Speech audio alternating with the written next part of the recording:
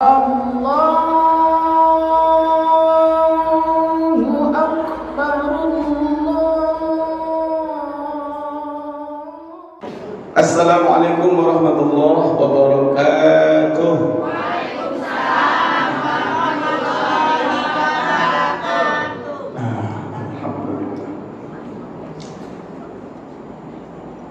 Alhamdulillah. Alhamdulillahilladzi anzala as-sakinata fi qulubil mu'minin liyazdadu imanan ma'a imanihim. Asyhadu an la ilaha illallah wa asyhadu anna Muhammadan abduhu wa rasuluh. Allahumma salli wa sallim wa barik wa karrim ala sayyidina Muhammadin wa ala alihi wa ashabihi ajma'in. Bismillahirrahmanirrahim. Subhanaka la ilma lana illa ma 'allamtana innaka antal alimul hakim. Rabbi shrah li sadri wa yassir li amri wahlul 'uqdatam min lisani yafqahu qawli. Khususan ala hadhihi an-niyyah wa ala kulli niyyatin salihah. Al-Fatihah. A'udzu billahi minasy syaithanir rajim. Bismillahirrahmanirrahim. Alhamdulillahi rabbil alamin. Ar-Rahmanir Rahim. Maliki yaumiddin.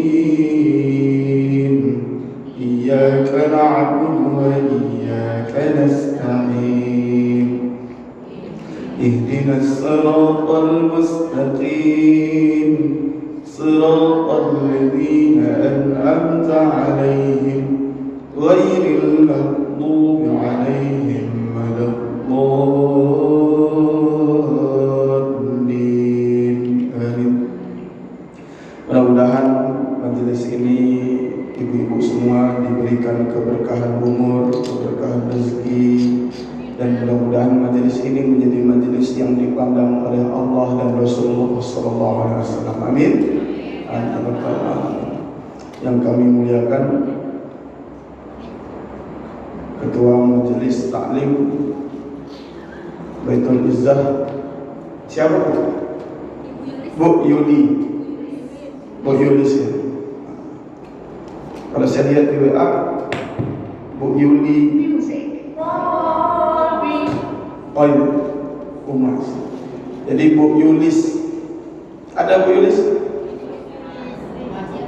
Oh iya, mudah-mudahan Ibu Yulis segenap pengurus MT Baitul Izzah diberkahi oleh Allah SWT. Amin. Dan mudah-mudahan semua kita di sini yang paling penting mulia dunia dan mulia juga di akhirat. Ibu-ibu sekalian yang dimuliakan Allah Subhanahu wa taala, alhamdulillah pagi ini kita bisa bertemu dalam satu majelis yang mulia di mana Nabi kita Muhammad sallallahu alaihi wasallam pernah berkalam.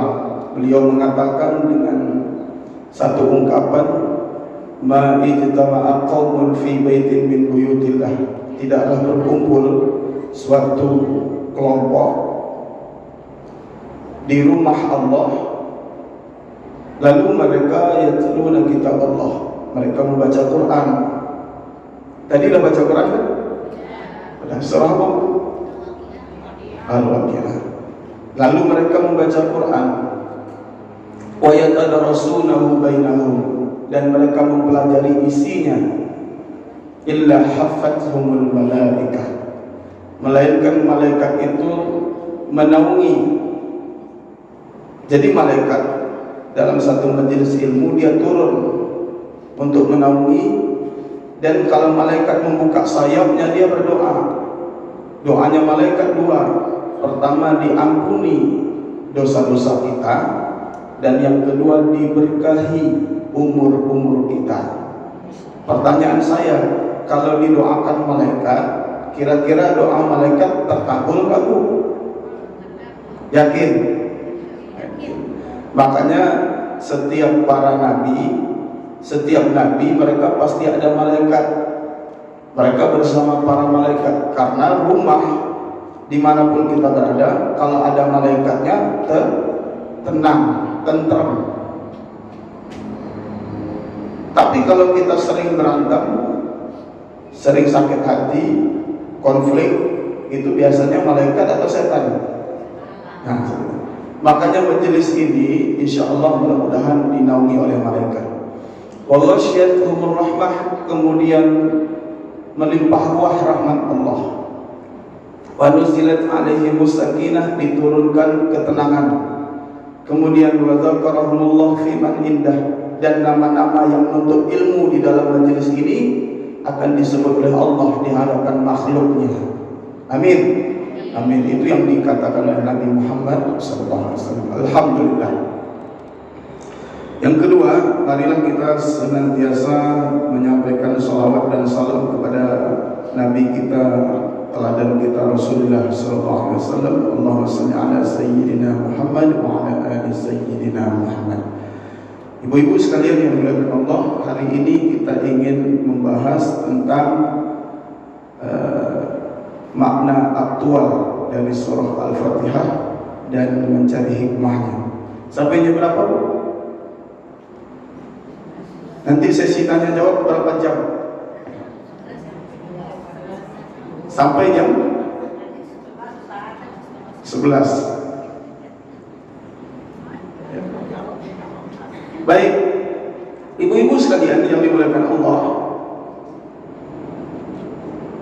kita bicara tentang kajian yang sangat menarik, yaitu kajian surah Al-Fatihah. Kalau saya bertanya sebelum kita membahas Al-Fatihah itu apa, Bu? Sebut aja beberapa. Al-Fatihah itu apa? Ummul Kitab. Lagi?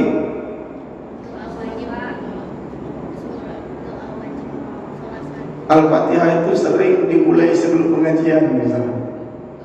Biasanya setiap apa-apa acara kita pasti bacanya Al-Fatihah. Walaupun itu bukan tradisi dari zaman Nabi dulu, tradisi kita aja.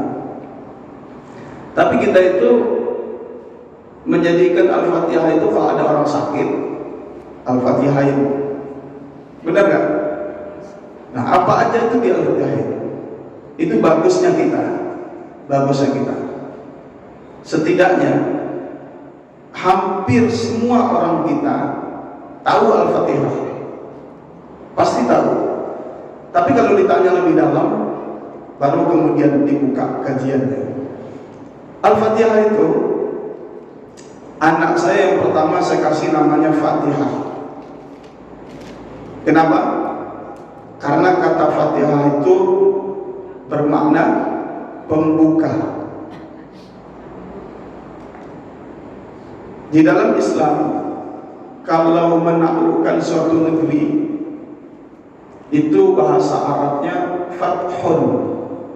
Makanya kita ada mengenal peristiwa Fathu Makkah. Ketika umat Islam 10.000 kembali menguasai Mekah di tahun ke-9 Hijriah sebelum Nabi wafat, itu Mekah dikuasai kembali oleh orang Islam. Maka memakai istilah Fathu Mekah, supaya kita dibuka hati oleh Allah, maka disebut namanya ilmu membuka hati, futuh namanya. Nah, pembuka namanya Fatih. Surat pembuka namanya Fatihah. Nah, jadi Fatihah itu adalah surat pembuka. Baik. Siapakah yang ngasih nama Al-Fatihah? Nabi Muhammad SAW dalam satu hadis yang sahih riwayat oleh Imam At-Tirmidzi dari sahabat Abu Hurairah, Nabi nyebut Al-Fatihah itu Alhamdulillahirabbil alamin. Selain surah Al-Fatihah, kita juga boleh nyebut surah Alhamdulillah. Ada orang nyebut, kalau nyebut surah Al-Ikhlas itu enggak Al-Ikhlas Bu, tapi Kulhu. Biasanya ambil yang awal-awalnya. Jadi orang bingung, bisa surat apa ya? Lam yakunil. Padahal lam yakunil surat apa?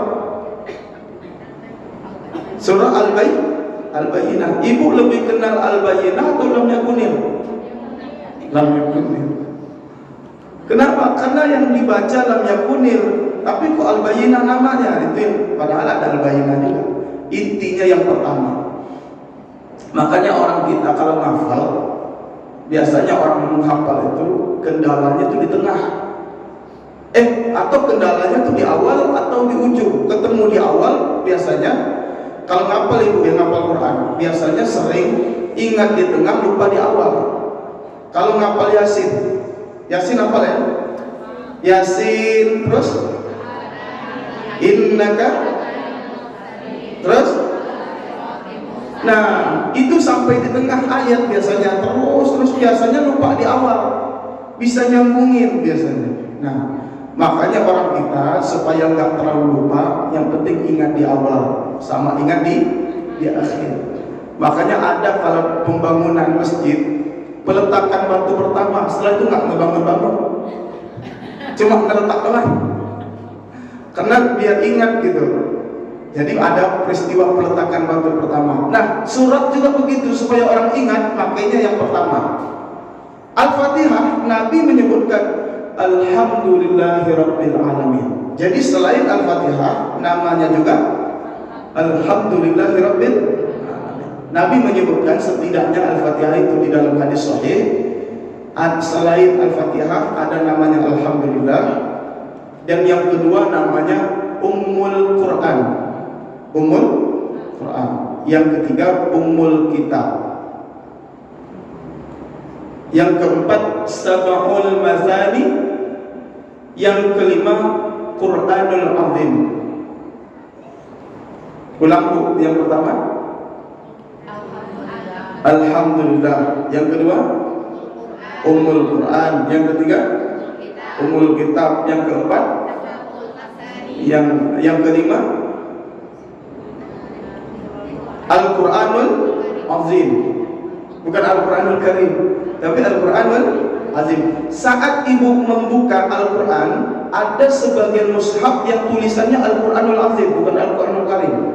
Nah Al-Quranul Azim itu nama Al-Fatihah. Nama Al-Fatihah itu banyak, cukup 5 aja dulu. Yang jelas 5 ini dari hadis sahih. Kalau ibu hafal 5 ini udah cukup. Jadi apa Bu pertama? Alhamdulillah.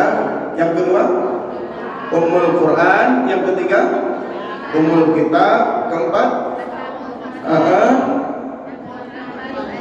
Al-Quranul Azim. Pertanyaannya, di antara 5 ini mana yang paling sulit? Kira-kira yang gak paham? Sab'ul Masani. Nah, biasanya kita pasti bertanya, kalau Ummul Quran artinya apa? Induk Al-Quran. Ummul Kitab, induk kitab.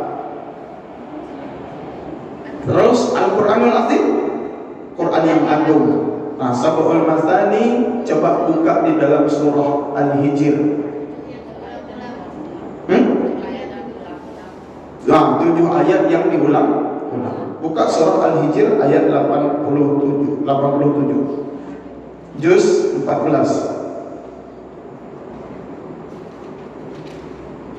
Surat 15.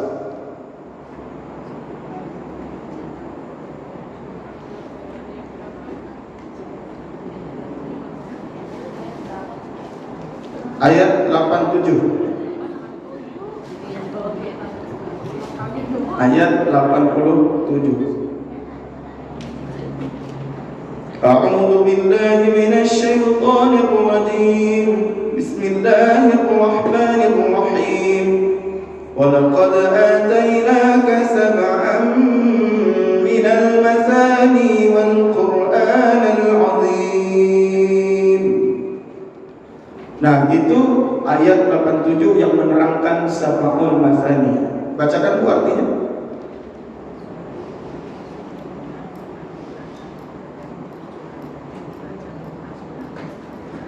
Benar-benar menganugerahkan kepadamu 7 ayat yang dibaca berulang-ulang dan Al-Quran yang agung.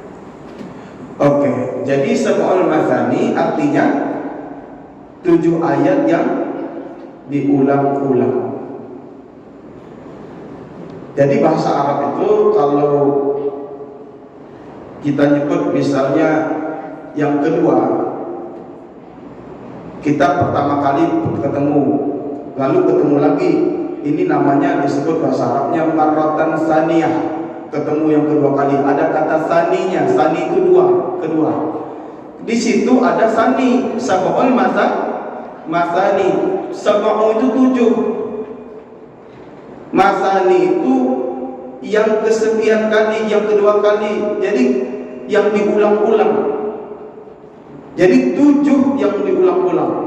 Kenapa surah Al-Fatihah disebut Sab'ul Mathani? Karena jumlah ayatnya 7.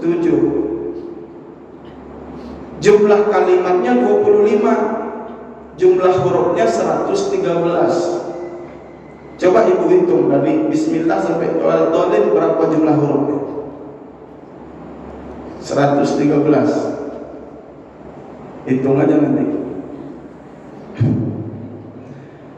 Nah, karena 7 ayat diulang-ulang, kapan diulang-ulangnya? Ketika di dalam salat. Makanya Nabi menyebutkan la salata liman lam yaqra bi Fatihatil Kitab. Tidak ada salat bagi orang yang tidak membaca Fatihah. Tidak sempurna. Walaupun tidak semua mazhab. Kalau Imam Syafi'i, Imam Malik, Imam Ahmad bin Hanbal dalam salat itu wajib baca Al-Fatihah. Tapi mazhabnya Imam Hanafi enggak wajib baca Al-Fatihah. Makanya kalau mazhab Imam Hanafi enggak baca Al-Fatihah dalam salat enggak apa-apa. Nanti kalau sampai ke luar negeri, ke India, sebagian tempat, jangan kemudian kalau orang nggak baca Al-Fatihah kita salahin di dalam sholat. Ada orang nggak baca Al-Fatihah di dalam sholat, dibacanya Alif Lam Mim, langsung ruku, Allahu Akbar. Sah sholatnya menurut mazhab Imam Hanafi. Tapi kalau menurut Imam Syafi'i harus setiap rakaat baca surat Al-Fatihah. Karena sesungguhnya berpatokan pada hadis tadi, tidak sah salat yang tidak dibaca Al-Fatihah. Sementara ada hadis lain yang Nabi pernah mengatakan, "Idza qumtas shalah," kalau kamu mendirikan salat, fakabbir, takbirlah, kemudian faqra ma tayassara minal Qur'an, baca yang mudah dari Al-Qur'an.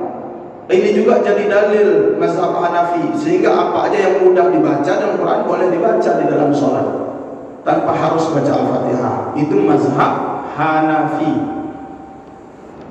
Nah, jadi Sab'ul Mathani adalah 7 ayat yang diulang-ulang, karena paling sering kita baca di setiap hari di dalam sholat. Maka kemudian wajar kalau disebut Sab'ul Mathani. Ibu-ibu sekalian yang dimuliakan Allah, maka sedikit ini nama Al-Fatihah. Kan kalau kita membahas apa itu dari nama dulu. Al-Fatihah ini Nabi tidak pernah ngasih secara eksplisit bahwa Nabi pernah nyembuhin orang dengan Al-Fatihah. Tapi praktik menyembuhkan orang dengan Al-Fatihah itu dilakukan oleh sahabat. Makanya sampai sekarang kalau ada yang kena sakit, biasanya belum mikir macam-macam udah di Al-Fatihahin. Al-Fatihah aja deh. Al-Fatihah. Kira-kira Bu, kalau ada orang kena sakit dibaca Al-Fatihah sembuh nggak? Yakin? Pernah nggak ibu terbukti baca Al-Fatihah nyembuhin orang sakit? Pernah? Diri sendiri. Anak kalau demam Dibawa ke dokter atau dibacain Al-Fatihah?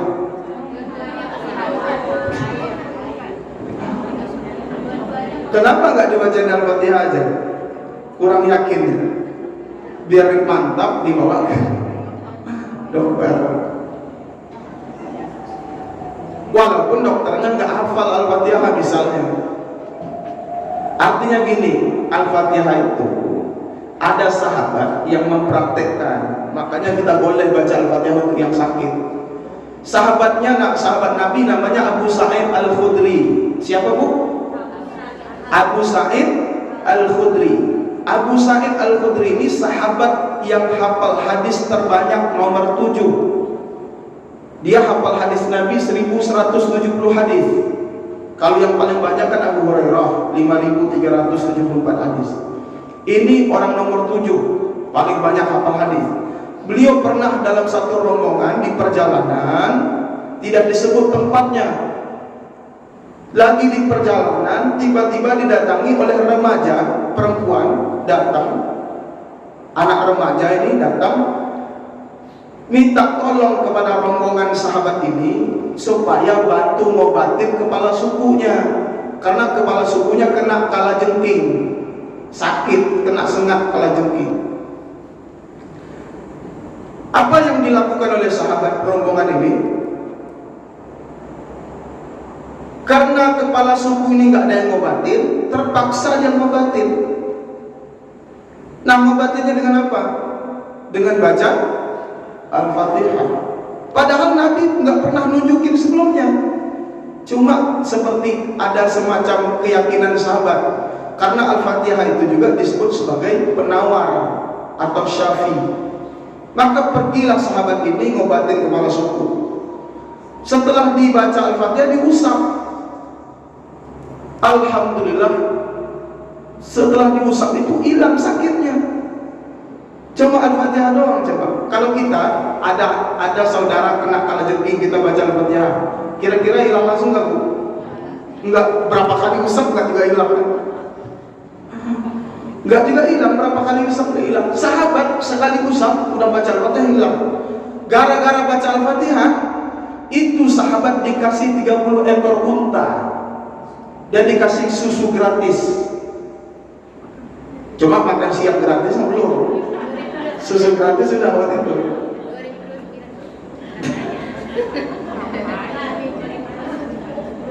Ya, dikasih susu gratis waktu itu. Sama 30 ekor kambing. Lalu Nabi mengatakan, "Wadribuli bisahmin." Bagi saya dong, kata Nabi. Karena bacaan Al-Fatihah itu manjur, ya Nabi canda, bagi saya dong. Saya ada bagiannya dong. Makanya sejak itulah Al-Fatihah, selain nama-nama tadi, Al-Fatihah juga punya nama lain. Namanya Asy-Syafi, penawar atau penyembuh. Makanya nggak salah bu, kalau ada yang kena lagi sakit, ibu usap aja pakai Al-Fatihah. Mudah-mudahan nanti udah ikut kajian ini, nanti pulang jadi pengobat semua, jadi tukang usap. Nah, ini penting keyakinan Al-Fatihah itu. Baik, berbicara tentang Al-Fatihah yang tadi saya sebutkan fadilahnya sahabat tadi, itu ada di dalam tafsir Ibnu Katsir ketika berbicara tentang keutamaan surah Al-Fatihah. Sekarang coba kita baca dulu arti Al-Fatihah dari ayat 1 sampai ayat Waladhdallin. Bismillahirrahmanirrahim. Al-Fatihah itu dimulai dari Bismillah. Nah, dalam mazhab kita Al-Fatihah itu dimulai dari Bismillah. Makanya imamnya baca Bismillahnya harus jahar, harus kencang. Karena itu mazhabnya kita. Kalau ada yang nggak baca Bismillah, langsung Alhamdulillahirabbil alamin, berarti dia mengikuti riwayat bahwa Bismillah itu nggak termasuk surah Al-Fatihah. Memang ini ada khilaf, perbedaan pendapat. Tapi mazhab Syafi'i menjadikan Bismillah itu termasuk surah Al-Fatihah. Nah ini, jadi dari ayat 1 sampai ayat 7. Bismillahirrahmanirrahim. dengan nama Allah yang Maha Pengasih dan Penyayang. Alhamdulillahi Rabbil Alamin. Segala puji bagi Allah Tuhan sekalian alam. Ar-Rahmanir Rahim. Maliki Yaumiddin. Iyyaka na'budu wa iyyaka nasta'in. Ihdinas siratal mustaqim. Siratal ladzina an'amta 'alaihim. Yang telah Engkau berikan nikmat kepada mereka. Ghairil maghdubi 'alaihim waladdallin. Nah, kalau diterjemah, coba kita hayati dengan nama Allah Maha Pengasih Maha Penyayang. Segala puji bagi Allah Tuhan sekalian alam. Dua ayat ini. Jadi gini, Nabi selain menyebut yang lima tadi, tambah Syafi karena kasus sahabat tadi, Nabi juga menyebut Al-Fatihah ini dengan nama As-Salah. As-Salah. Suatu kali Nabi pernah bilang begini, qasamtus shalah baini wa baina 'abdi. Jadi Allah mengatakan dalam hadis qudsi, aku bagikan Al-Fatihah itu dua bagian. Qasamtus shalah baini wa baina 'abdi nisfain. Aku bagikan dua bagian, satu untuk aku, sebagian untuk aku, sebagian untuk hambaku. Jadi Al-Fatihah itu juga dinamakan salat. Juga dinamakan salat berdasarkan hadis yang sebutkan tadi. Al-Fatihah itu jumlahnya 7, dibagi 2 menjadi 3,5. 3,5 untuk Allah, 3,5 untuk kita, untuk hamba. Pertemuannya 3,5 itu di mana? Di ayat yang berbunyi Iyyaka na'budu wa iyyaka nasta'in. Nah, ini menarik. Kenapa dibagi menjadi 3,5 untuk Allah, 3,5 untuk kita? Bu, saya tanya. Saya buat analogi. Ibu sebagai istri punya hak nggak? Haknya istri apa? Mendapatkan nafkahi atau dinafkahi. Haknya suami?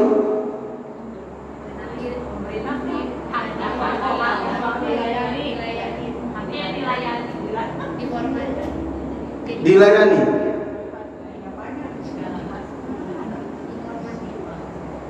Dihormati. Berarti istri nggak usah dihormati. Diimami. Apa? Jadi hak pasti ibu tahulah. Ini hak suami, ini hak istri. Hak suami itu jadi kewajiban buat istri. Haknya istri jadi kewajiban buat suami. Untuk tahu hak itu tahu kewajiban aja. Kewajiban istri apa? Kewajiban suami apa? Ketika suami wajib menafkahi, berarti itu haknya istri. Ketika istri wajib melayani, berarti itu haknya suami. Lalu pertanyaannya, tahukah kita bahwa Allah juga punya hak dan kita pun punya hak sebagai hamba? Apa haknya Allah? Haknya Allah. Allah itu punya hak. Haknya Allah itu disembah. Ketika kita udah nyembah Allah, kita punya hak juga. Cuma haknya kita bukan absolut, tapi hak yang diberi. Haknya kita apa? Kalau kita udah nyembah Allah, kita berhak. Apa hak kita? Nih, haknya kita meminta. Minta apa? Minta kekayaan gitu. Suatu kali, biar kita agak lurus, Nabi kita pernah bilang begini. Saya terima dulu. Nabi kita pernah bilang kepada Mu'adz, "Ya Mu'adz, atadri ma haqqullah 'alal ibad?" Wahai Mu'adz bin Jabal, tahukah kamu apa haknya Allah terhadap hamba-Nya? Dan wa haqqul ibad 'ala Allah, dan hak hamba terhadap Allah. Kata Mu'adz, Allah wa rasuluhu a'lam. Allah dan Rasulnya yang tahu. Nabi menyebutkan haknya Allah itu adalah Dia disembah dan tidak syirik sedikit pun kepadanya, dan haknya hamba dia tidak diazab oleh Allah. Jadi di dalam hadis sahih, haknya Allah itu Dia disembah dan tidak berbuat syirik kepadanya. Bukan sekedar nyembah, tapi nggak boleh berbuat syirik. Orang Arab dulu nyembah Allah juga. Orang Arab dulu nyembah Allah. Orang Arab jahiliyah itu nyembah Allah. Mereka punya patung di depan Ka'bah. Ada Manat, ada Lata, Uzza, Hubal. Bermacam-macam patung itu mereka jadikan perantara untuk dekat dengan Allah.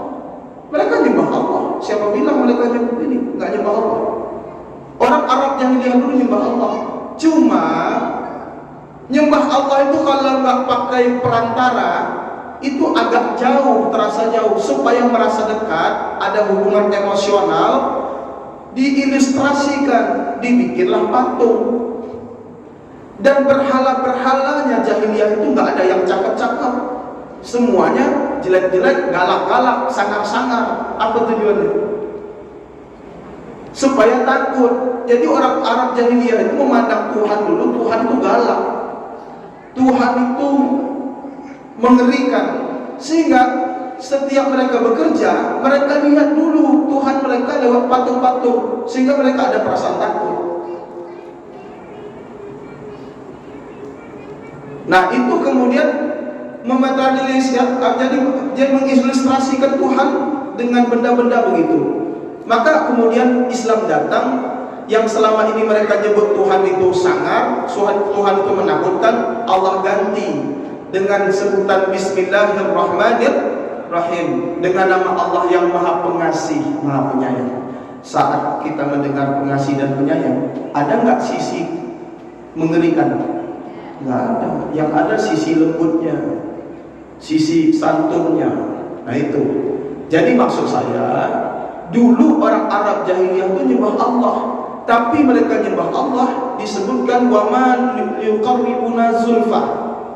Jadi mereka menjadikan perantara. Mereka nyembah Allah itu lewat perantara yang namanya berhala.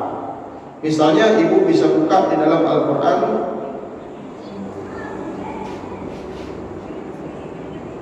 tentang mereka orang Arab membuat perantara. Ya.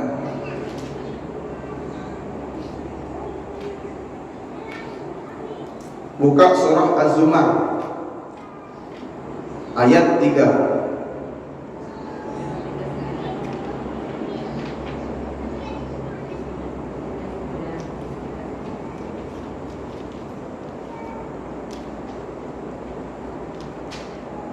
Surah Az-Zumar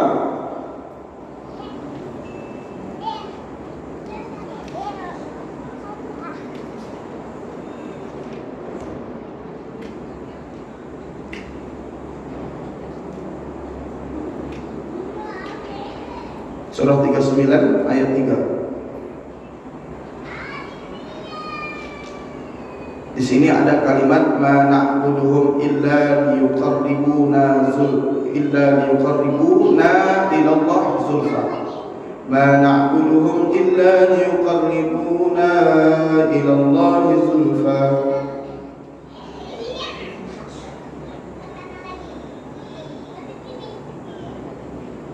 Nah, ibu bacakan artinya. Allah hanya milik Allah, agama yang murni dari syirik.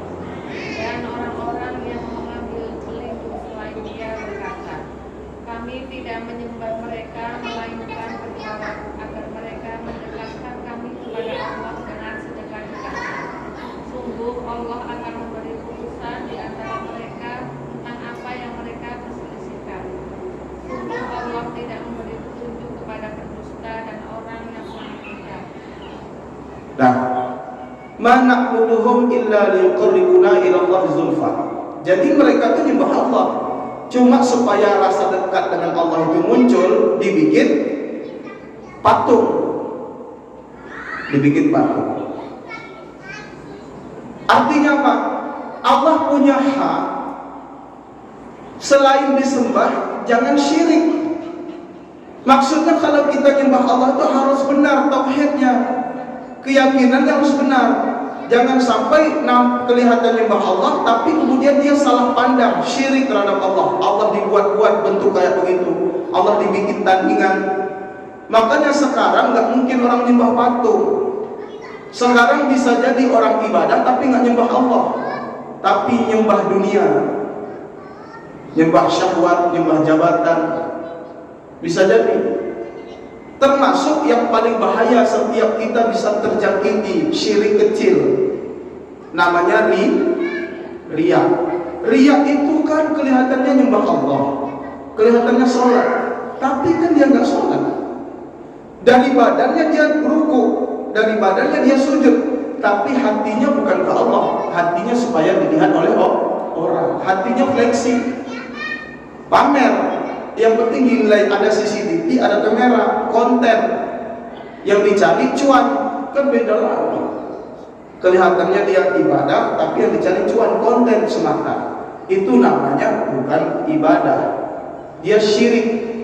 Maka dia tidak disebut nyembah Allah. Maka Allah punya hak. Haknya Allah itu dia disembah dan jangan dia diperlakukan dengan cara syirik. Jangan sampai kita syirik kepadanya, itu haknya Allah. Dan haknya kita tidak diazab. Nah, di dalam surah Al-Fatihah Allah bagikan jadi dua. 3,5 hak Allah, 3,5 hak kita. Ketika hamba bilang begini, fa iza qala al-'abdu bismillahirrahmanirrahim alhamdulillahi rabbil alamin, lalu Allah bilang hamidani 'abdi, hambaku memuji aku, kata Allah. Lalu sang hamba melanjutkan Ar-Rahmanir Rahim. Allah pun mengatakan asna alayya abdi, hambaku meninggikan aku, menyanjungku.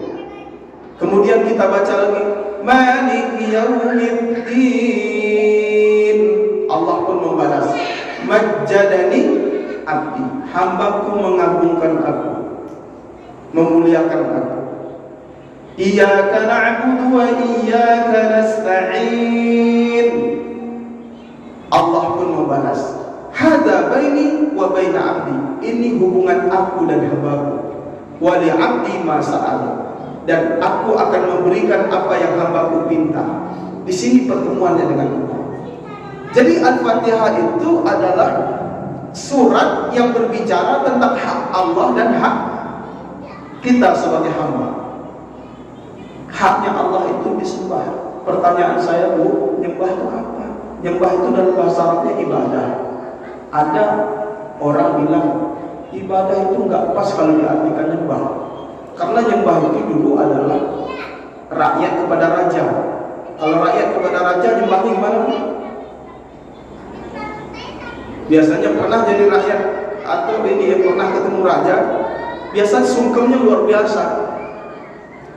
Yang hari ini kalau kita mengatakan sujud gitu ya, atau kita nunduk, jalannya ngesot gitu ya, itu mungkin cara-cara dulu kerajaan-kerajaan dulu, dimana cara menghormati raja dengan gestur yang sangat rendah ya, merendahkan diri, dan itu kita anggap nyembah. Nyembah. Allah itu menyebut kita itu namanya ibadah. Bahasa kita kalau sedekah, kita nggak mau disebut namanya, biasanya disebut apa? Hamba Allah. Hamba itu apa artinya? Hamba artinya apa? Hamba itu bukan pengikut. Hamba itu budak. Hamba itu budak.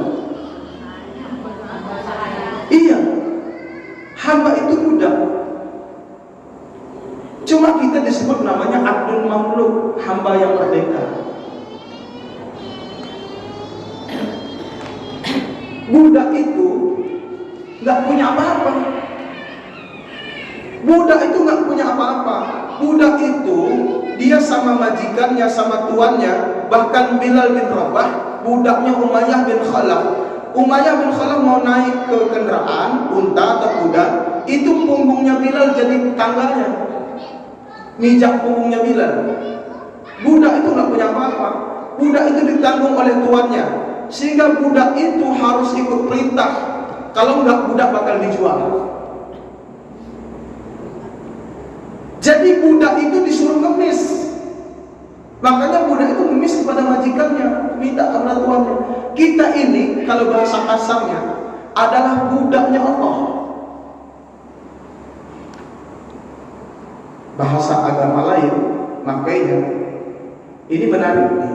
Ini irisan yang ketemu. Agama lain makanya pelayan Tuhan. Ada kan? Nah, saya nyebutnya agama lain. Pakai pelayan Tuhan, nyebutnya pelayan Tuhan. Kita diperhalus jadi hamba. Hamba itu sebenarnya budak. Sekarang bahasa Indonesia itu banyak memperhalus. Maaf. Itu pelacur disebut PSK. Jadi dia bekerja. Jadi dikeluar ke rumah, mau kerja dulu. Apa coba? Kalau dibilang kerja kan nyari gaji, jadi profesi. Kalau profesi kan udah repot, makanya diperhalus jadi pekerja. Nah, kalau udah pekerja gimana? Orang dia kerja. Dalam Islam kan nyebutnya bukan begitu. Dalam Islam tetap aja bahasanya harus lugas. Kalau itu adalah perbuatan maksiat, disebut maksiatnya. Kalau az-zaniyah, pezina misalnya, az-zani, pezina, sebut. Jangan diganti-ganti. Ketika diganti jadi halus, nanti berimplikasi pada hukum. Nah, makanya kalau kita berbicara hamba, itu bahasa halus. Bahasa kasarnya budak. Budak itu nggak punya apa-apa, kerjaannya melayani supaya dia dikasih. Boleh nggak kita ngemis? Boleh, cuma jangan di jalan. Ngemisnya kepada Allah. Kita ini memang nggak ada apa-apa, makanya ngemis. Nah, ini yang kemudian Al-Fatihah menjelaskan di situ. Di mana letaknya Al-Fatihah itu? Kunci di Al-Fatihah itu, Iyyaka na'budu wa iyyaka nasta'in. Hanya kepada Engkau kami melayani, kami mengabdi, menghambakan diri. Lalu setelah menghambakan diri, melayani Allah, lalu wa iyyaka nasta'in, kepada Engkau kami ngemis, kami minta. Ya Allah, kami melayani Engkau ya Allah. Kami berjuang, kami mengabdi, kami memberikan semuanya kepada Engkau ya Allah, untuk Engkau. Sekarang kami minta ya Allah. Mintanya budak sama Tuhan apa? Yang penting budak ini bisa hidup, budak ini gak disiksa. Yang penting budak gak dimarahi. Kita itu mintanya sama Allah, yang penting kita tidak dimarahi Allah, yang penting tidak dimurkai. Kalau Allah sebagai Tuhan kita, lalu murka kepada kita sebagai budak, itulah yang berbahaya. Makanya ada budak-budak yang dimurkai oleh Allah, hamba-hamba yang dimurkai oleh Allah. Ketika ada ayat yang berbunyi ghairil maghdubi alaihim, bukan jalan yang dimurkai. Nah, ini pelan-pelan. Jadi kuncinya Al-Fatihah itu ada di ayat Iyyaka na'budu wa iyyaka nasta'in, pertemuan antara Allah dan hamba-Nya. Baik ibu-ibu sekalian yang dimuliakan Allah, itu kalau kita tanya keagungan surah Al-Fatihah, nah itu di situ.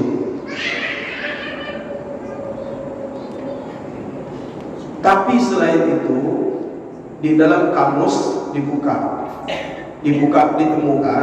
arti ibadah itu 3. Di dalam kamus Arab, arti ibadah itu 3. Pertama, arti ibadah itu adalah namanya tadzallul.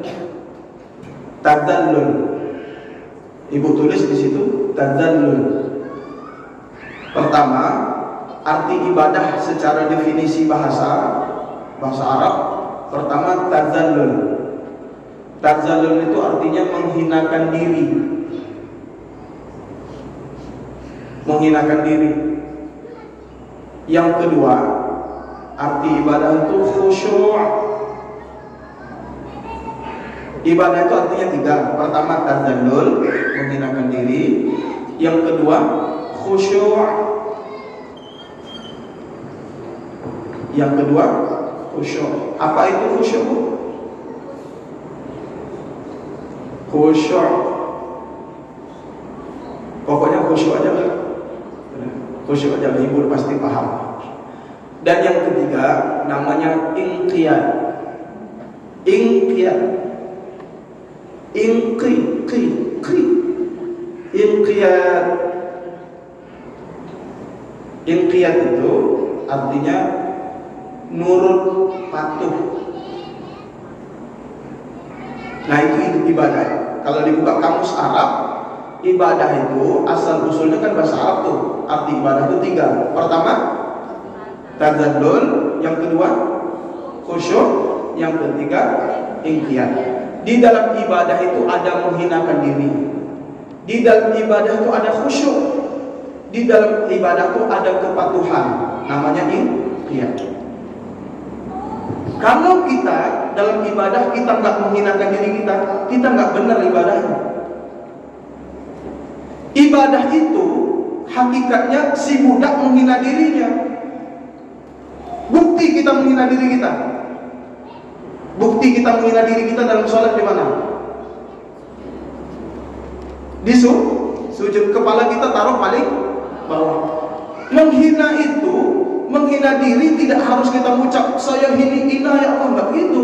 Jangan gara-gara menghinakan diri dalam sholat kita sebut saya ini paling hina, enggak begitu. Maksudnya gestur kita ketika kita sujud, kepala kita di bawah, kita udah merasa paling rendah, kepala kita taruh di bawah. Lalu kita angkat Allah setinggi-tingginya. Kita angkat Allah setinggi-tingginya. Makanya di dalam ruku dan sujud doanya apa?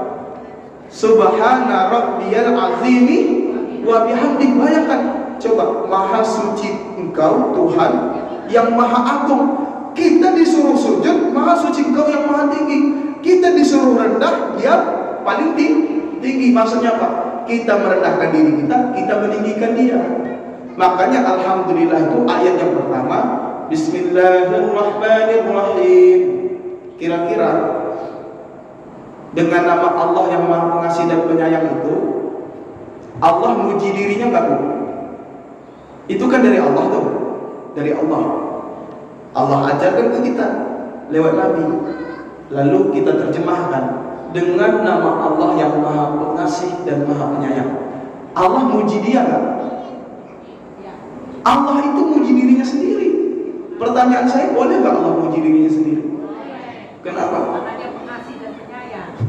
Dia pengasih dan penyayang. Allah boleh muji dirinya sendiri. Kita boleh nggak muji diri kita sendiri? Boleh nggak? Dibagi 2 deh. Yang mengatakan boleh nggak boleh ada 01, 02. Jadi boleh nggak muji diri sendiri? Ibu, kita kaca, kita lihat kaca. Berapa hari ini saya glowing ya? Terasa banget perubahannya loh. Makin mulus, makin cerah gitu. Boleh nggak gitu? Dalam Islam bercermin itu nggak boleh lama-lama. Nggak boleh lama-lama.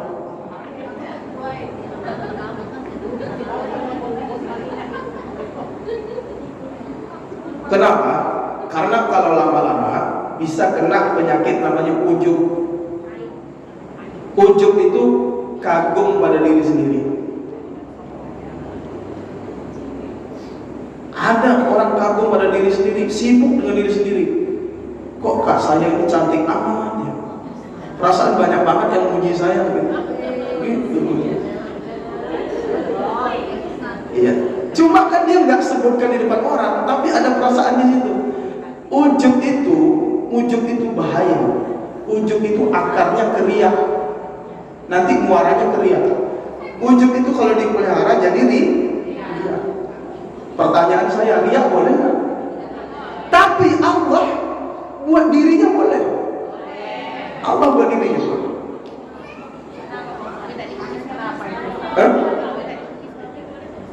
Minta dipuji suami bagus. Tapi kalau minta dipuji suami orang lain, misalnya dipuji orang bagus nggak? Siapapun muji bagus. Cuma sekarang banyak orang muji kadang suka di depan, bukan suka di belakang. Kalau di belakang jatuhin, ya kan? Ngejerokin kalau di belakang. Kalau di depan tuh dipuji.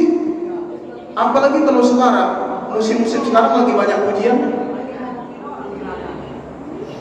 Nah, netizen itu paling suka ngejatuhin, ngejorokin. Bikin konten, coba perhatikan netizen, pasti ngejatuhin, ngebully. Pas ketemu, enggak. Jadi ternyata ada gejala orang kita itu. Orang kita itu kalau ketemu enggak ngejorokin, tapi kalau di belakang ngejorokin. Itu ketahuan di media sosial. Katanya netizen itu kalau diajak ketemu, mereka enggak berani. Nanya kalau di belakang apa aja. Ketahuan, tapi nggak di sini. Biasanya netizen itu kan yang muda-muda, dan ini muda juga. Ibu-ibu sekalian, Allah, Bu, saya ingin tanya, Allah dulu sebelum menciptakan kita, ini kajian Al-Fatihah ini penting. Allah sebelum menciptakan kita, Allah dulu sendiri. Sebelum ada malaikat, sebelum ada jin, sebelum ada langit bumi, semua makhluk belum ada, Allah sendiri. Pertanyaan saya, Allah sendiri itu, dia udah muji dirinya. Dia sudah nyebut kalau aku ini Tuhan. Ibu buka di dalam surah Al-Imran. Ketika Allah sendiri dulu. Nah, buka surah Al-Imran.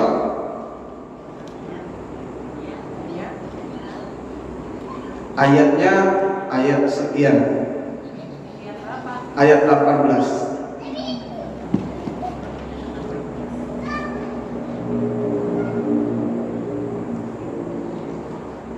شهد الله أنه لا إله إلا هو والملائكة وأولو العلم قائما بالقسط لا إله إلا هو العزيز الحكيم.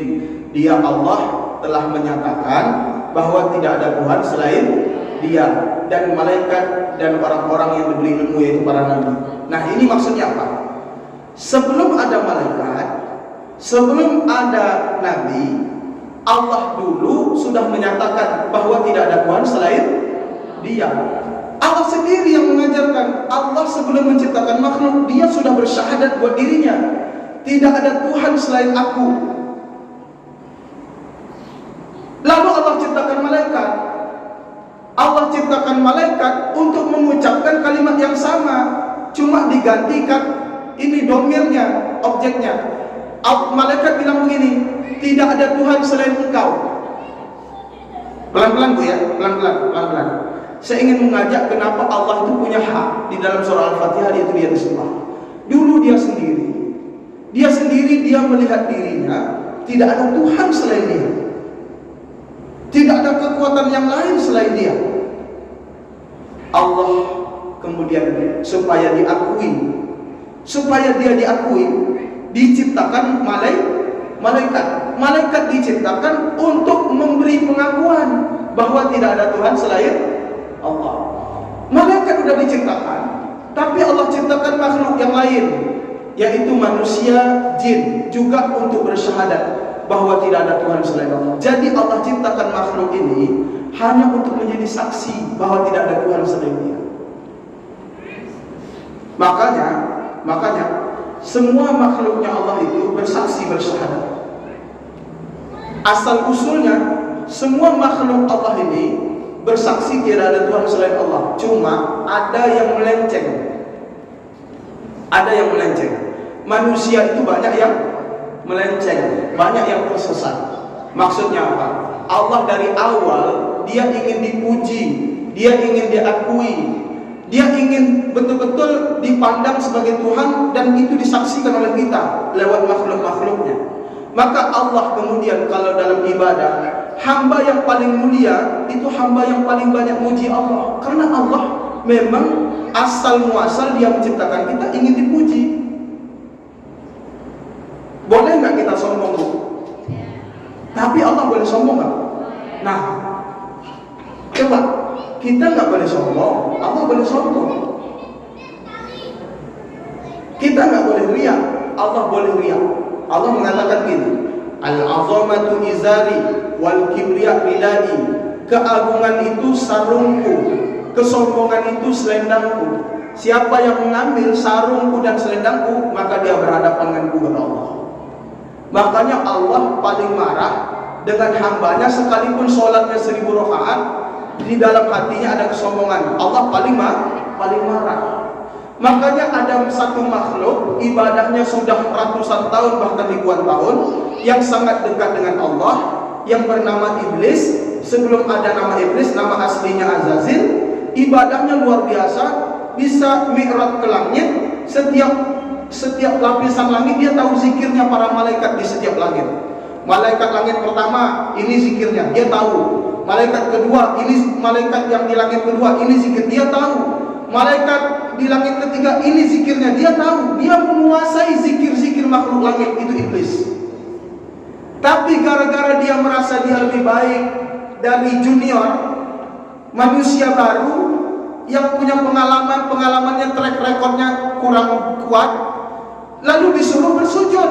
Dia nggak mau bersujud, dia merasa dia lebih baik dari Adam. Di sini Allah marah. Semua ibadah yang dia kerjakan, semua kedekatan, kepatuhan selama ini dengan Allah gugur semua, rusak semua. Dan Allah katakan, mulai sekarang fa innaka minas sagirin, engkau jadi orang yang paling hina. Kenapa? Karena Allah itu punya wilayah yang tak boleh diambil. Allah itu sombong, itu adalah selendangnya Dia. Jangan diambil wilayah itu. Karena Allah sebagai Tuhan, Dia punya hak. Haknya Dia ingin dipuji. Haknya Dia, hamba itu menghinakan diri, bukan meninggikan diri.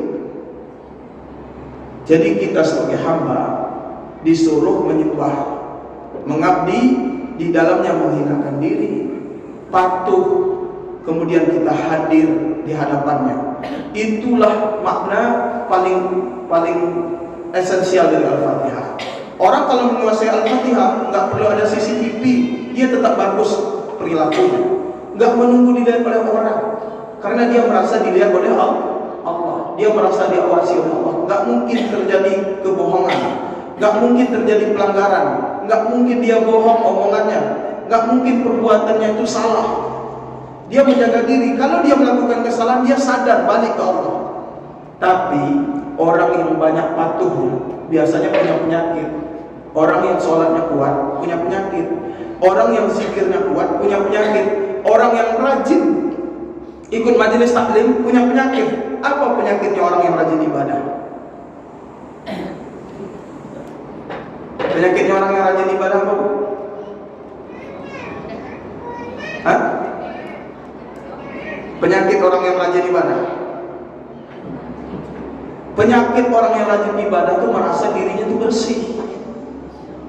Itu penyakit. Contoh, kita kalau rajin ke masjid, kalau kita rajin ibadah, ngelihat orang nggak pernah ke masjid itu kita marah dan nggak suka. Ngelihat orang maksiat itu bagi kita ini ahli neraka. Ada pada tingkatan begitu. Jadi penyakitnya orang yang kuat ibadah, yang rajin, dekat dengan Allah, itu seperti orang di depan kaca mobil, di lampu malam, ya kan? lagi terang banget, itu silau. Kalau di depan lampu, biasanya kita nggak bisa melihat orang sekitar kita, betul kan? Nah, orang dekat dengan Allah, sangat dekat, itu kena silau. Silaunya nggak melihat orang lain di sekitarnya dia. Maka Allah itu ibadah, disuruh kita ibadah, tapi ibadah yang paling tinggi adalah menghinakan diri. Menghinakan diri dalam Allah. Maka supaya kita bisa menghinakan diri, Allah ajarkan Al-Fatihah. Alhamdulillahirabbil alamin. Disuruh kita muji Allah. Segala puji bagi nggak ada sedikit pun ruang kita. Ketika kita mengucap Alhamdulillahirabbil alamin, itu maknanya semua kemuliaan yang ada pada kita, semua yang terpuji itu hakikatnya milik Allah. Itu Allah itu kasih begitu.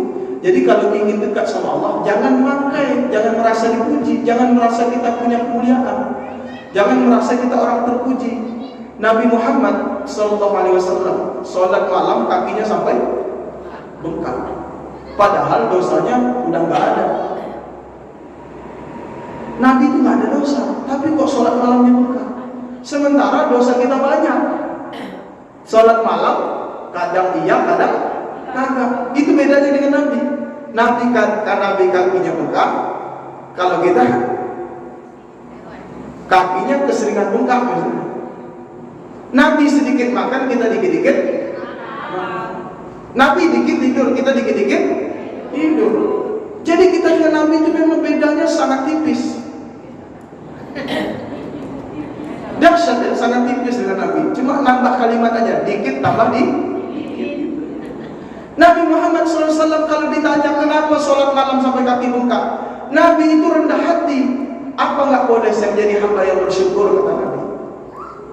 Nabi kita itu rendah hati, Masya Allah. Mana ada manusia model begini, manusia yang sudah dilindungi, dinaungi awan, matahari nggak sanggup menyinari beliau, sehingga kemana-mana beliau berjalan nggak punya bayangan. Nabi kita kemana-mana berjalan nggak punya bayangan. Kenapa nggak punya bayangan? Dinaungi awan, matahari nggak bisa nyinari. Karena kalau matahari langsung berhadapan dengan Nabi, itu matahari bisa hancur.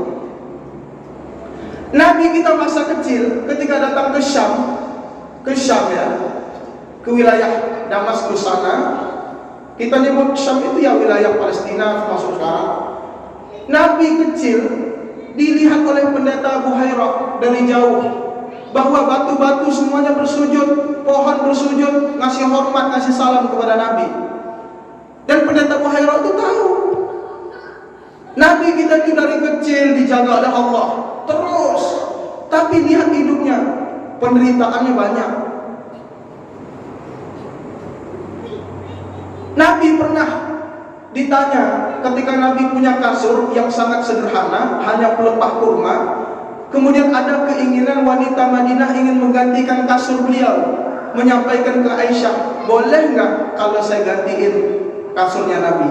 Kata Aisyah, saya tanya Nabi dulu. Tapi Aisyah langsung membolehkan. Kemudian pertimbangannya, Aisyah kasihan dengan Nabi. Tapi ketika diganti dengan kasur yang bagus, Nabi pulang ke rumah, Nabi lihat kasurnya berubah. Lalu Aisyah kasih alasan dengan baik. Kemudian Nabi suruh pulangkan, kembalikan kasur ini. Berulang-ulang Nabi sampaikan. Nabi mengatakan, kalau saya mau, gunung Uhud itu saya ubah jadi emas.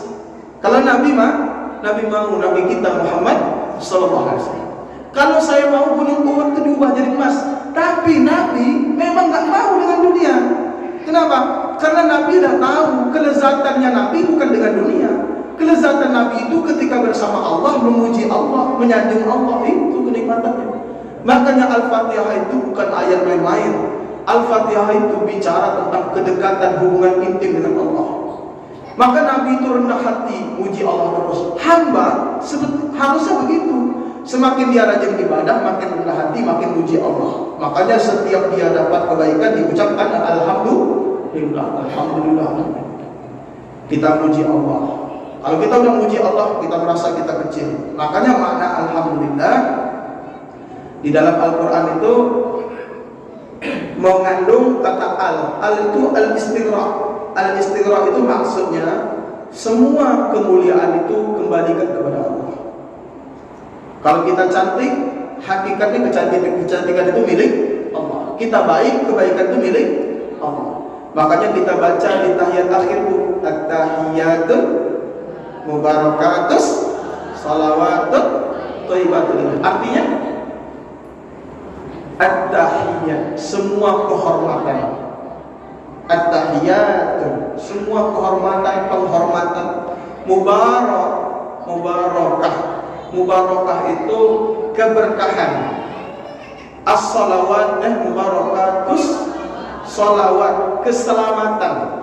Thayyibat, kebaikan. Semua kehormatan, penghormatan, semua keberkahan, semua keselamatan, semua kebaikan milik Allah. Itu penutup sholat kita. Ingin menyampaikan begini pesannya, hei, kamu itu bagus akhlaknya, tapi itu kebaikan milik Allah.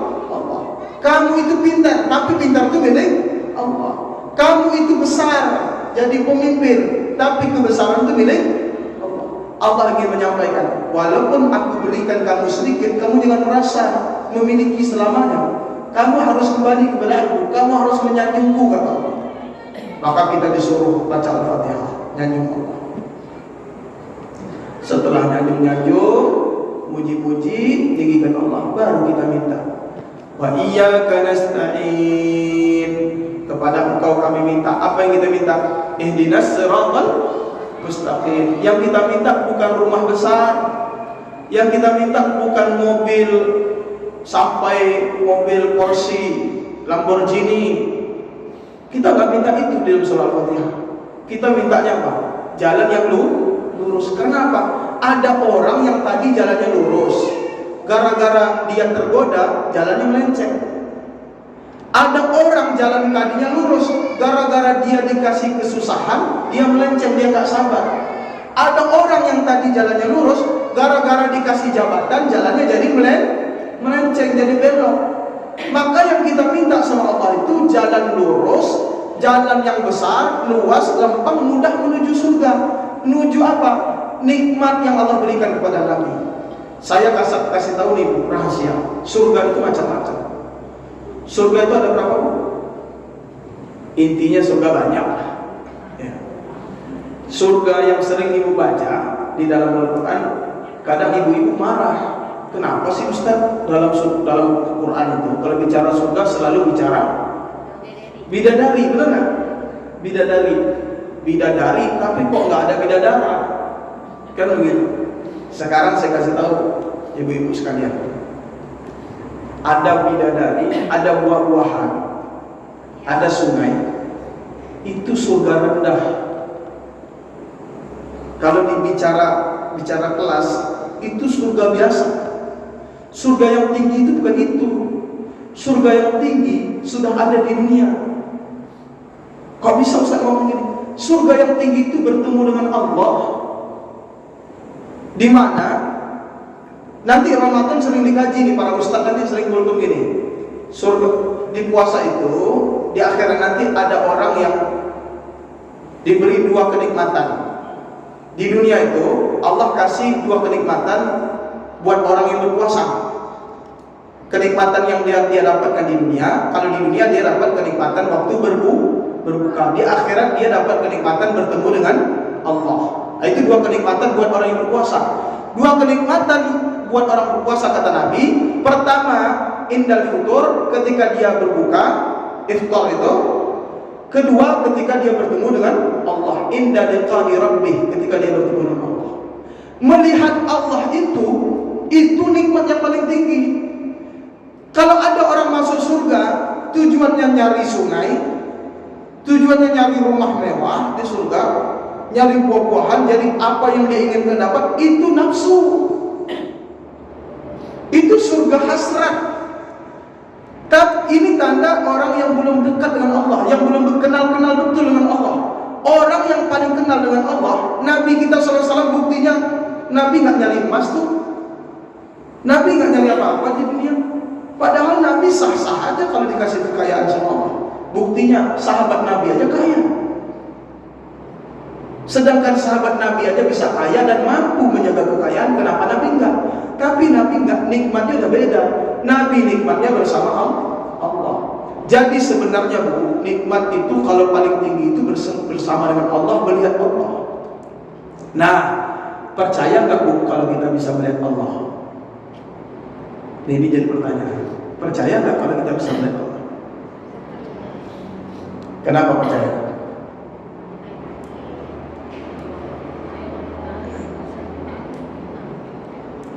Gini. Kita ini punya mata. Saya tanya, mata kita ini terbatas kan? Terbatas. Di balik tembok itu kita nggak bisa lihat. Bahkan ada orang punya mata tapi nggak bisa melihat warna, ngebedain warna nggak bisa. Tapi ada orang nggak punya mata tapi bisa melihat. Ada orang matanya bermasalah tapi dia bisa berjalan. Ada nggak? Ada. Saya ingin sampaikan begini, sedikit ini. Di tubuh kita ini, sebenarnya Allah menciptakan dari awal Allah sudah siapkan pada kita ketiga. Namanya pertama basar, penglihatan. Kemudian sam'a, pendengaran. Yang ketiga fuad itu hati, rasa. Melihat itu nggak harus dengan mata. Allah sudah siapkan pada kita itu tiga: pendengaran, penglihatan, dan rasa hati. Tapi mendengar nggak harus selalu dengan telinga. Kata siapa mendengar harus dengan telinga? Telinga kebetulan dijadikan perangkat keras buat kita. Tapi perangkat lunaknya pendengaran. Telinga ini perangkat keras, bikin pendengaran kita terbatas. Kalau kita nggak pakai telinga, kemungkinan pendengaran kita luas. Penglihatan kita, kenapa kita melihat terbatas? Karena mata ini memang dikasih batasan oleh Allah. Ada kemampuan, buktinya ketika bertambah umur makin tua sering rapuh. Benar nggak? Nah, tanda mata itu memang ada umurnya, ada batasnya. Saya ingin sampaikan kepada ibu-ibu sekalian, ada wilayah diri kita ini yang gak kita eksplor. Wilayah di mana pendengaran kita itu bisa mendengar tanpa batas. Kita itu bisa melihat tanpa batas, sejauh-jauh mata memandang, sejauh penglihatan melihat. Ada rasa-rasa yang tak terbatas. Kalau kita mengatakan rasa kita bisa ingat sama orang yang di kampung, keluarga kita yang susah, kan gak ada batasannya. Aslinya pendengaran pun sama, penglihatan pun sama. Gara-gara apa penglihatan kita terbatas, pendengaran kita terbatas? Gara-gara kita hanya melihat dengan mata, tidak melihat dengan hati. Gara-gara kita hanya mendengar dengan telinga, tidak mendengar dengan hati. Hati itulah yang disebut namanya ruh nanti. Di akhirat itu, kalau bertemu dengan Allah, itu benar. Orang-orang yang sangat tinggi derajatnya melihat Allah, tapi jangan kita anggap melihat itu dengan mata kepala, nggak nyambung. Karena mata kepala itu terbatas. Oleh karenanya kalau kita bicara tentang hakikat agama ini sebenarnya hakikatnya bukan di sini, bukan di sujud ruku itu hanya pintu. Syariat setiap nabi itu berbeda-beda. Nanti di akhirat kita ketemu Nabi Adam, akhirat kita ketemu Nabi Ibrahim, ketemu semua nabi. Sholatnya berbeda-beda. Itu hanya pintu menuju hakikat yang sama. Hakikatnya sama, tapi pintunya berbeda-beda. Menuju Mekah pintunya banyak nggak? Banyak, tapi Ka'bah di situ pintunya banyak. Itu menuju Allah itu pintunya banyak. Nah, pintu kita lewat syariat Nabi Muhammad Sallallahu Alaihi Wasallam, disuruh sholat 5 waktu. Tapi hakikatnya bukan itu. Hakikatnya adalah rasa. Kalau orang beragama tapi rasanya kurang, sama orang susah, ngelihat orang susah merasa senang. Harusnya orang yang punya rasa, ngelihat orang susah dia merasa susah, ngelihat orang sedih dia merasa sedih, ngelihat orang bermasalah dia merasa bermasalah. Itulah rasa yang ada pada Nabi Muhammad Sallallahu Alaihi Wasallam. Itulah inti agama. Makanya kalau kita bicara inti agama itu di surah Al-Fatihah itu dahsyat. Dimintanya apa? Kita minta sama Allah jalan yang lurus, jalan yang diberikan kepada Nabi. Sebagai penutup ayat, penutup kajian, saya ingin ajak ibu membuka di dalam Al-Quran tentang jalan yang lurus tadi. jalan yang diberikan nikmat oleh Allah. Buka surah An-Nisa.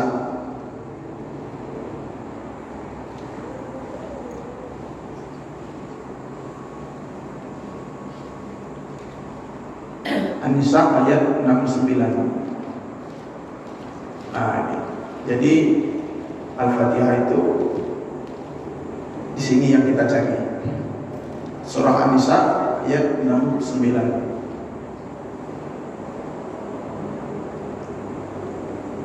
Surah An-Nisa surah keempat ayat 69. Bismillahirrahmanirrahim. Wa man yuti'illaha war rasul fa ulaika ma'al ladzina an'ama Allahu 'alaihim minan nabiyyin was-siddiqin wasyuhada'i was-salihin wa hasuna ulaika rafiqa. Silakan artinya.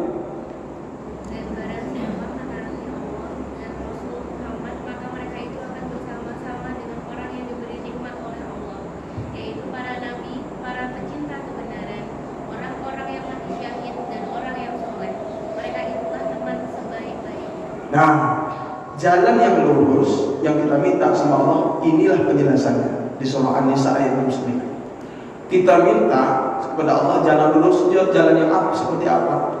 Jalan yang ditempuh oleh para nabi. Jalan yang ditempuh oleh para nabi, para siddiqin, orang-orang yang benar, syuhada, orang-orang yang berjuang, mati syahid, dan orang-orang soleh. Ini Nabi, hitung aja. Nabi itu rata-rata hidupnya biasa-biasa aja. Nabi yang paling kaya, yang kita kenal cuma Nabi Sulaiman. Yang kita kenal cuma Nabi Sulaiman. Selanjutnya Nabi ada Nabi Daud.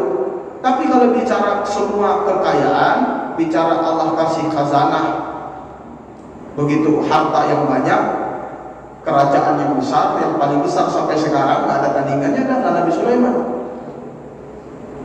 Wajar orang Yahudi itu ingin mengembalikan kejayaannya karena menganggap Nabi Sulaiman ya Nabi mereka. Makanya mereka bangun Solomon Temple, Haikal Sulaiman di Baitul Maqdis, di bawahnya kerajaan. Tapi Nabi rata-rata hidupnya biasa-biasa aja. Tapi kok bisa dibilang mereka itu dikasih nikmat oleh Allah? Nikmat apa? Nikmat bersama Allah, nikmat agama, nikmat ibadah. Nikmat ibadah itu kalau udah datang nggak bisa ditukar. Nikmat ibadah itu kalau udah datang nggak bisa ditukar sama yang lain, nggak bisa. Kalau orang udah senangnya zikir, nggak senang dia menghabiskan waktu, buang-buang waktu yang nggak jelas, itu nggak suka. Sukanya zikir aja. Kalau orang udah senang sholat malam, nggak mau malam-malam tuh hanya tidur, maunya sholat. Kalau orang udah senang puasa, nggak mau siang-siang itu makan banyak atau ngabisin duit untuk makan, nggak mau. Lebih baik dia puasa. Kita butuh nikmat-nikmat itu, nikmat-nikmat ibadah. Makanya kita perlu doa kepada Allah. Doanya apa? Allahumma rzuqna ladzata ta'atik. Ya Allah, berikan kami kelezatan ibadah. Wahrimna ladzata maksiatik. Jauhi kami kelezatan bermaksiat. Jadi kita minta sama Allah, ya Allah, berikan kami kelezatan dalam beribadah kepadamu. Dan jangan berikan kami serta halangi kami berlezat-lezat dengan kemaksiatan, bersenang-senang dengan kemaksiatan. Jadi kita minta sama Allah, diberi nikmat baca Quran, diberi nikmat ngaji, diberi nikmat untuk ilmu, diberi nikmat kumpul sama orang solehah maksudnya, diberi nikmat bersedekah, diberi nikmat berbuat baik, berkata jujur, diberi nikmat berzikir, sholat malam, diberi nikmat berpuasa Ramadan, diberi nikmat bertadarus, diberi nikmat melayani buka, diberi nikmat untuk berkhidmat di rumah Allah. Kita kalau udah diberi nikmat ini jangan ditanya, tak ada bandingannya. Wajar Nabi ketika melihat datang ke suatu pasar pulang, dan Nabi kemudian melihat bangkai kambing, Nabi tawarkan ke sahabat, saya mau jual bangkai ini ke kalian, mau nggak? Kata sahabat, jangan dijual, dikasih aja kami nggak mau. Kata sahabat, Nabi bilang, kenapa kalian nggak mau? Ya iya Rasul, Itu aja udah banyak ulatnya. Gak mungkin lah. Kata Nabi, dunia itu lebih hina dari bangkai kambing. Dan Nabi banyak mengatakan, dunia itu tidak lebih hina dari sayap lalat. Dunia itu dengan sayap lalat itu sama derajatnya. Maksudnya apa? Pandangan Nabi. Nabi melihat dunia itu memang murah. Makanya orang kalau udah dikasih kelezatan ibadah, harusnya nggak mungkin termakan, nggak mungkin rusak agamanya gara-gara jabatan, nggak mungkin rusak agamanya gara-gara mencari pangkat, gara-gara mencari uang, nggak mungkin rusak agamanya kalau dia sudah diberi oleh Allah. Namanya An-Nisa ayat 69. Itu. Saya kira itu, ibu-ibu sekalian. Kenapa saya tidak bisa membacakan ayat per ayat dalam surah Al-Fatihah? Karena ini menangkap makna secara umum. Makna aktualnya apa? Hendaknya sekarang kalau kita sering pakai kamera, tapi jangan lupa pakai kamera namanya muraqabah. Kamera di mana kita ada dua malaikat yang mengawasi kita, mencatat kita, dan ada Allah yang Maha melihat. Itulah kamera yang sebenarnya. Maka kalau kita hari ini apa-apa di depan kamera, maka kita perlu merasakan ada malaikat yang menyorot kita terus, ada Allah yang mengawasi kita terus. Inilah inti dari kajian Al-Fatihah. Mudah-mudahan semua kita ini dijaga oleh Allah dan dikasih jalan yang lurus. Amin. Amin. Saya kira itu. Mungkin ada yang mau didiskusikan dari ibu-ibu sekalian. Kami silakan. Silakan.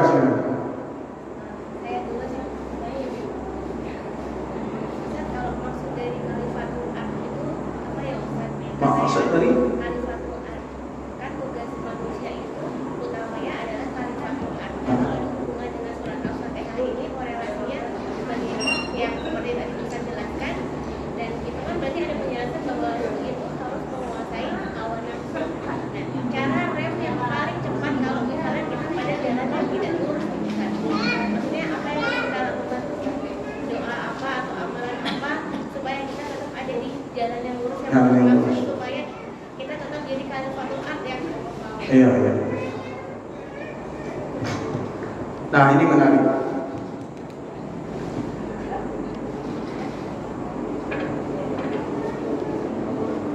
Jalan yang lurus. Nabi itu awalnya pernah bikin garis di depan sahabat. Nabi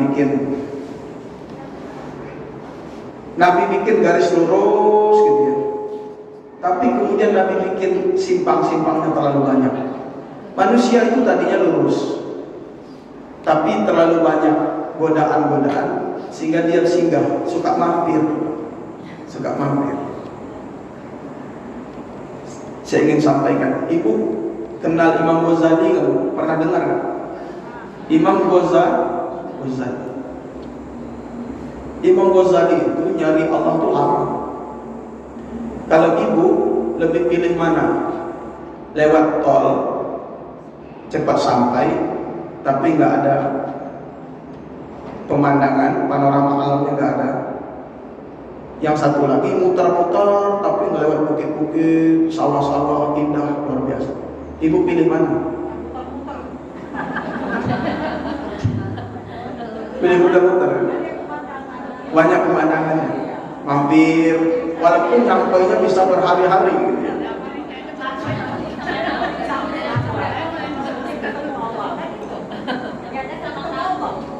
Iya. Langsung sampai gitu ya. Pertanyaan saya, sama-sama sampai nih, sama-sama sampai. Apa bedanya orang yang lewat tol sama yang orang yang lewat tol dapat apa? Bayar. Tapi cepat. Nah, kalau yang muter-muter dapat apa? Dapat capek. Satu lagi dapat apa? Biasanya cerita. Orang yang muter-muter itu kemana-mana biasanya cerita. Tadi saya lewat ini. cerita dia mampir dulu, makan durian lama, terus minum kelapa, nanti singgah lagi, nggak nyampe. Cerita nanti menuju Allah itu sama. Ada orang menuju Allah jalur cepat, ada menuju Allah itu jalurnya mutar dulu. Kira-kira ibu pilih mana? Bedanya apa? Bedanya kalau jalur cepat dia nggak bisa cerita. Dia hanya cerita. Ceritanya apa? Untuk cepat semua. Ceritanya cerita tentang zikirnya aja. Cerita tentang zikirnya, tentang misalnya ya jalur cepat menuju Allah itu ibadah riyadhah itu mujahadah itu di dalamnya bisa puasa terus, puasa dan sambil menjaga niat ketemu nanti Allah, atau zikir sekian kali bahkan ribuan kali terus setiap hari ikhlas dia dapatkan dari guru sampai kepada Allah. Tapi ada orang ketemu Allah itu seperti Imam Ghazali itu ketemu Allahnya lama. Imam Ghazali itu ngaji ilmunya macam-macam, kimia dikaji, astronomi dikaji, pokoknya ilmu eksak, sains dikaji sama beliau. Makanya beliau disebut filsuf juga, jadi bapak filsafat juga dalam dunia Islam, Imam Ghazali. Makanya Imam Ghazali punya karya namanya Tahaffutul Falasifah. Kalau ilmu filsafat itu nggak ada gunanya. Setelah beliau bertemu dengan Allah, filsafat itu nggak ada gunanya. Nah, Imam Ghazali itu kemana-mana ilmu dituntut sampai akhirnya beliau itu merasa ilmu udah dikaji semua, tapi merasa kering di sini. Di sini merasa kering.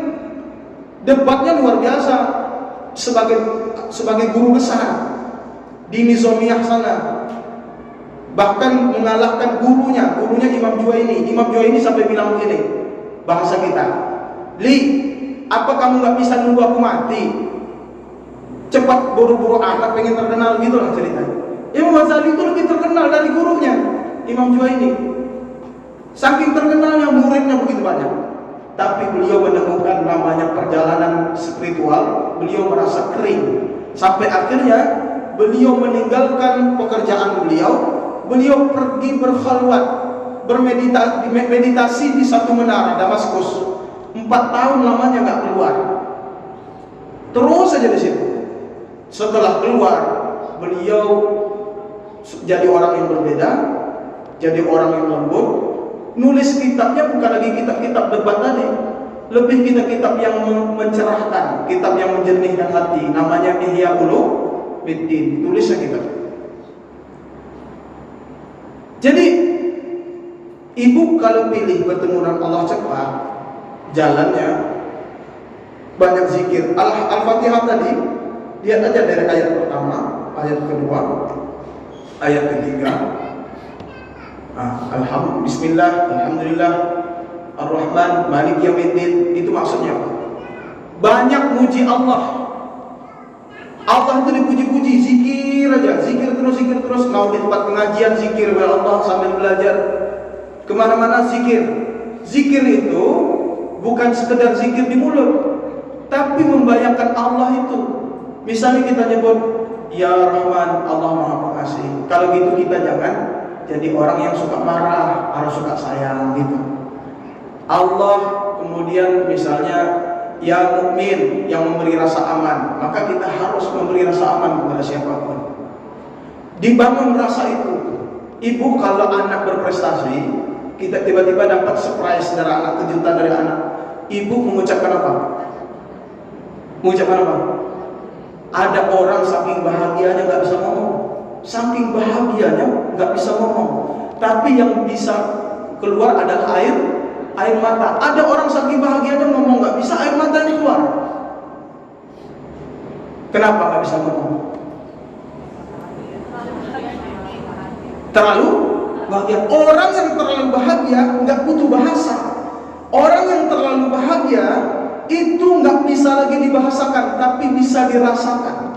Rasa itu kemudian bergejolak, kemudian akibat gejolak yang sangat kuat, proses kelenjar berperan. disitulah air mata keluar. Air mata keluar menandakan dia punya rasa yang sangat bahagia. Orang kalau dekat sama Allah nggak bisa dibahasakan lagi. Makanya zikir itu masih ada bahasanya. Tapi kalau udah semakin dekat dengan Allah, walaupun mulut nggak mengucap Allah, tapi hatinya udah bersama Allah terus. Makanya ilmu yang paling dicari adalah ilmu rasa dalam agama. Agama ini ada kalimat ar-ra'aital ladzi yukadzibu bid-din. Tahukah kamu orang yang mendustakan agama? Fadzalikal ladzi yad'ul yatim wa la yahuddu 'ala ta'amil miskin. Orang yang dusta kepada agama itu adalah orang yang menghardik keras sama anak yatim, kemudian gak ngasih makan orang miskin. Ada orang hafal surah Al-Ma'un, paham artinya, tapi sama orang miskin gak mau ngasih makan. Ada orang hafal Al-Ma'un, tapi dengan orang yang anak yatim dia keras. Tapi ada orang yang gak hafal surah Al-Ma'un, gak tahu bacanya surah Al-Ma'un, tapi dia ngasih makan orang miskin. Dia tidak pernah keras sama anak yatim. Lebih tinggi mana? Lebih tinggi orang yang nggak pandai, nggak tahu baca Al-Ma'un, tapi dia ngasih makan sama orang miskin. Itu hakikat agama. Cuma belajar Quran itu pintunya. Nah, makanya artinya apa? Kalau zikir, bangunlah rasa. Jangan hanya di mulut, tapi bangun rasa. Kalau kita nyebut Alhamdulillah, Alhamdulillah, ya Allah, semua milik Engkau ya Allah. Seluruh, kalau orang minum air dingin, ibu suka minum es nggak? Tapi es secara medis, secara kesehatan bagus nggak? Pasti kecenderungannya nggak bagus. Tapi ada satu ulama yang suka minum air dingin. Namanya Imam Hasan As-Sazili. Imam Hasan As-Sazili suka berpakaian mewah, pakaiannya paling mahal, minum air dingin. Air dingin itu beliau minum. Kenapa? Ditanya kenapa nggak minum air hangat? Beliau bilang kalau air hangat, air panas itu bikin jiwa kering. Kalau air dingin itu bikin jiwa basah. Tapi beda. Ulama ini beda dengan kita. Ulama kalau minum air dingin setelah minum membaca Alhamdulillah. Alhamdulillah itu dari ujung rambut sampai ujung kaki, dirasakan seluruh tubuh. Beda dengan kita. Kalau kita baca Alhamdulillah itu hanya di mulut. Maaf, kalau bicara mengucap di mulut, agama apapun bisa mengucap Alhamdulillah, benar kan? Bisa. Tapi ulama kalau mengucap Alhamdulillah sekelas Imam As-Sazili, itu dari ujung rambut sampai ujung kaki bergetar. Jadi minum air itu aja, kalau kita mengucap Alhamdulillah merasakan nikmat dari ujung rambut sampai ujung kaki, merasakan nikmat Allah, itu sehat. Makanya kata Imam Mutawaddi Asy-Sya'rawi, kalau minum air itu 3 kali, 3 tegukan. Setiap minum baca bismillah dan selesai baca alhamdulillah, terus sampai 3 kali. Itu kalau begitu dirasakan dalam suatu maksiat tak akan masuk. Orang itu nggak akan berbuat maksiat. Orang kalau mulai segala sesuatu dengan bismillah, tapi seluruh tubuh merasakan, dia nggak akan berbuat maksiat. Jadi ilmu rasa. Jadi tadi solusinya di dalam Al-Fatihah. Kalau ingin jalan lurusnya cepat, banyak berzikir kepada Allah. Tapi zikir kepada Allah itu zikir pakai rasa. Lisan diucap, hati kita merasa. Nah, itu zikir. Tapi kalau jalannya agak, kemudian godaannya banyak. Godaan yang paling dahsyat itu syahwat. Godaan dunia. Godaan dunia itu kecantikan, kegantengan, pangkat, jabatan, itu syahwat. Itu dengan Allah itu ada dinding, Bu. Dinding namanya syahwat. Dinding ini gak terlalu tebal. Orang, Bu, ya, kalau dosanya banyak tapi dia gak sombong, itu dindingnya gak terlalu tebal. Tapi kalau ada orang nampak baik tapi hatinya sombong, itu dinding dengan Allah tebal. Jadi kita dengan Allah itu ada tabirnya, ada tabirnya.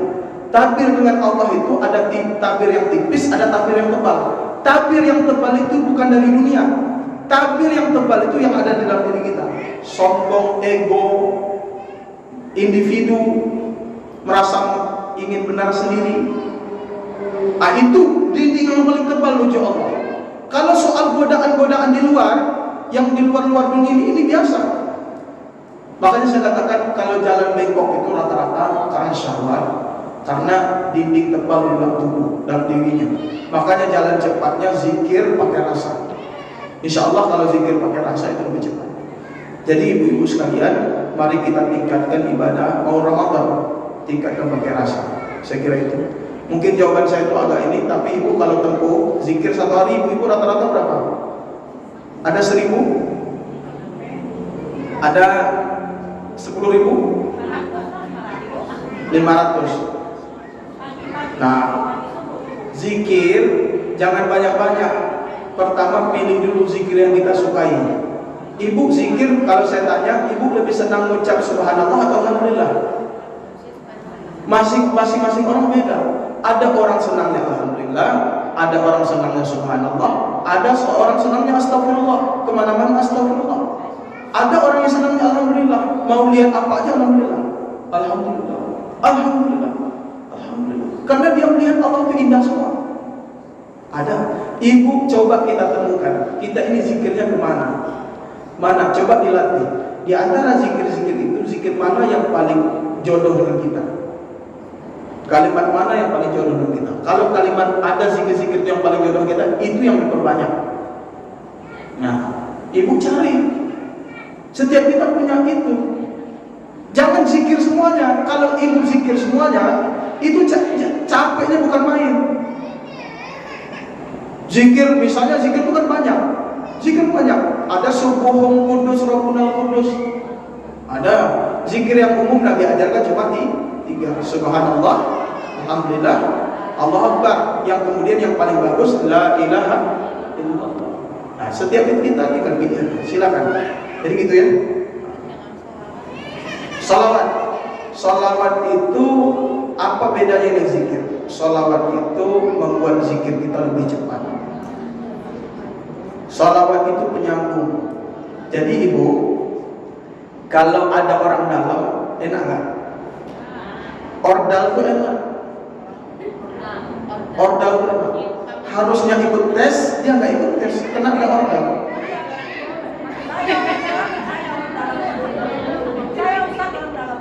Iya, orang dalam itu ya. Allah itu punya orang dalam. Orang dalamnya Allah itu adalah Nabi Muhammad sallallahu alaihi wasallam. Jadi kalau kita berselawat kepada Nabi, setelah itu zikir, mantap benar. Udah mantap banget dah, cepat banget menuju Allah. Karena ada orang dalam. Tapi yang repot, kita nggak ada orang dalam. Zikir aja, dengan Nabi kita nggak kenal. Dengan Nabi salawatnya kurang. Makanya salawat dengan zikir itu nggak boleh dipisahkan. Nggak boleh dipisahkan. Kalau ibu kuat zikirnya, kuatin juga salawat. Kalau zikir itu bagusnya bisa salawat dulu, bisa zikir dulu. Tinggal pilih. Kalau hati kita berat untuk zikir, kan ada orang zikirnya berat, merasa berat di hati. Salawat dulu banyak, baru zikir. Kalau udah ringan, nggak apa-apa, zikir dulu baru salawat. Makanya ada kiai datang orang ngadu, kiai saya baca Quran tuh nggak kuat kalau 1 juz. 1 halaman aja saya ngantuk. Kiainya kasih tahu, kamu nggak usah baca Quran. Kalau baca Qurannya setiap 1 halaman apa-apa udah ngantuk, jangan baca Quran dulu, istighfar aja dulu. Jadi istighfar, ngebersihin dulu. Nah bersihin, nanti baru baca Quran. Kita harus perlu dulu penawarnya. Salawat itu penawar. Jadi ibu sekalian yang dimuliakan Allah, Nabi itu orang dalam. Zikir itu pada Allah lewat orang dalam lebih cepat. Mudah-mudahan semua kita ini sebagai umat Nabi Muhammad SAW, sebelum kita wafat, kita bisa bertemu dengan Allah. Kita bisa merasakan kehadiran Allah. Ketika kita sholat, kita merasa kita berada di hadapan Allah. Ketika kita di pasar, kita merasa berhadapan dengan Allah. Ketika kita di kantor, merasa berhadapan dengan Allah. Ketika kita berkumpul dengan teman, kita merasa berhadapan dengan Allah. Ketika kita di majelis taklim, kita merasa berhadapan dengan Allah. Ketika kita sendiri megang HP, kita merasa kita berhadapan dengan Allah. Ketika kita dengan suami, kita merasa berhadapan dengan Allah. Begitu juga suami dengan istrinya merasa berhadapan dengan Allah. Ketika dalam rumah merasa berhadapan dengan Allah. Ketika dengan anak merasa berhadapan dengan Allah. Ketika di luar rumah merasa berhadapan dengan Allah. Ketika dengan tetangga merasa berhadapan dengan Allah. Semua dimanapun kita berada, kapanpun, yang paling penting merasa berhadapan dengan Allah. Rasa-rasa inilah yang kita cari. Mudah-mudahan kita dimudahkan oleh Allah, diberikan jalan yang lurus. Amin. Amin. Saya kira ini. Oh gitu ya. Ya, silakan.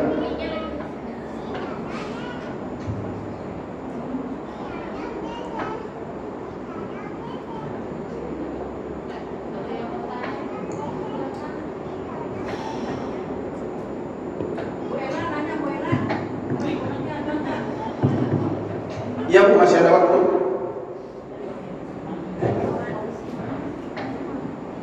Sambil minum Bu.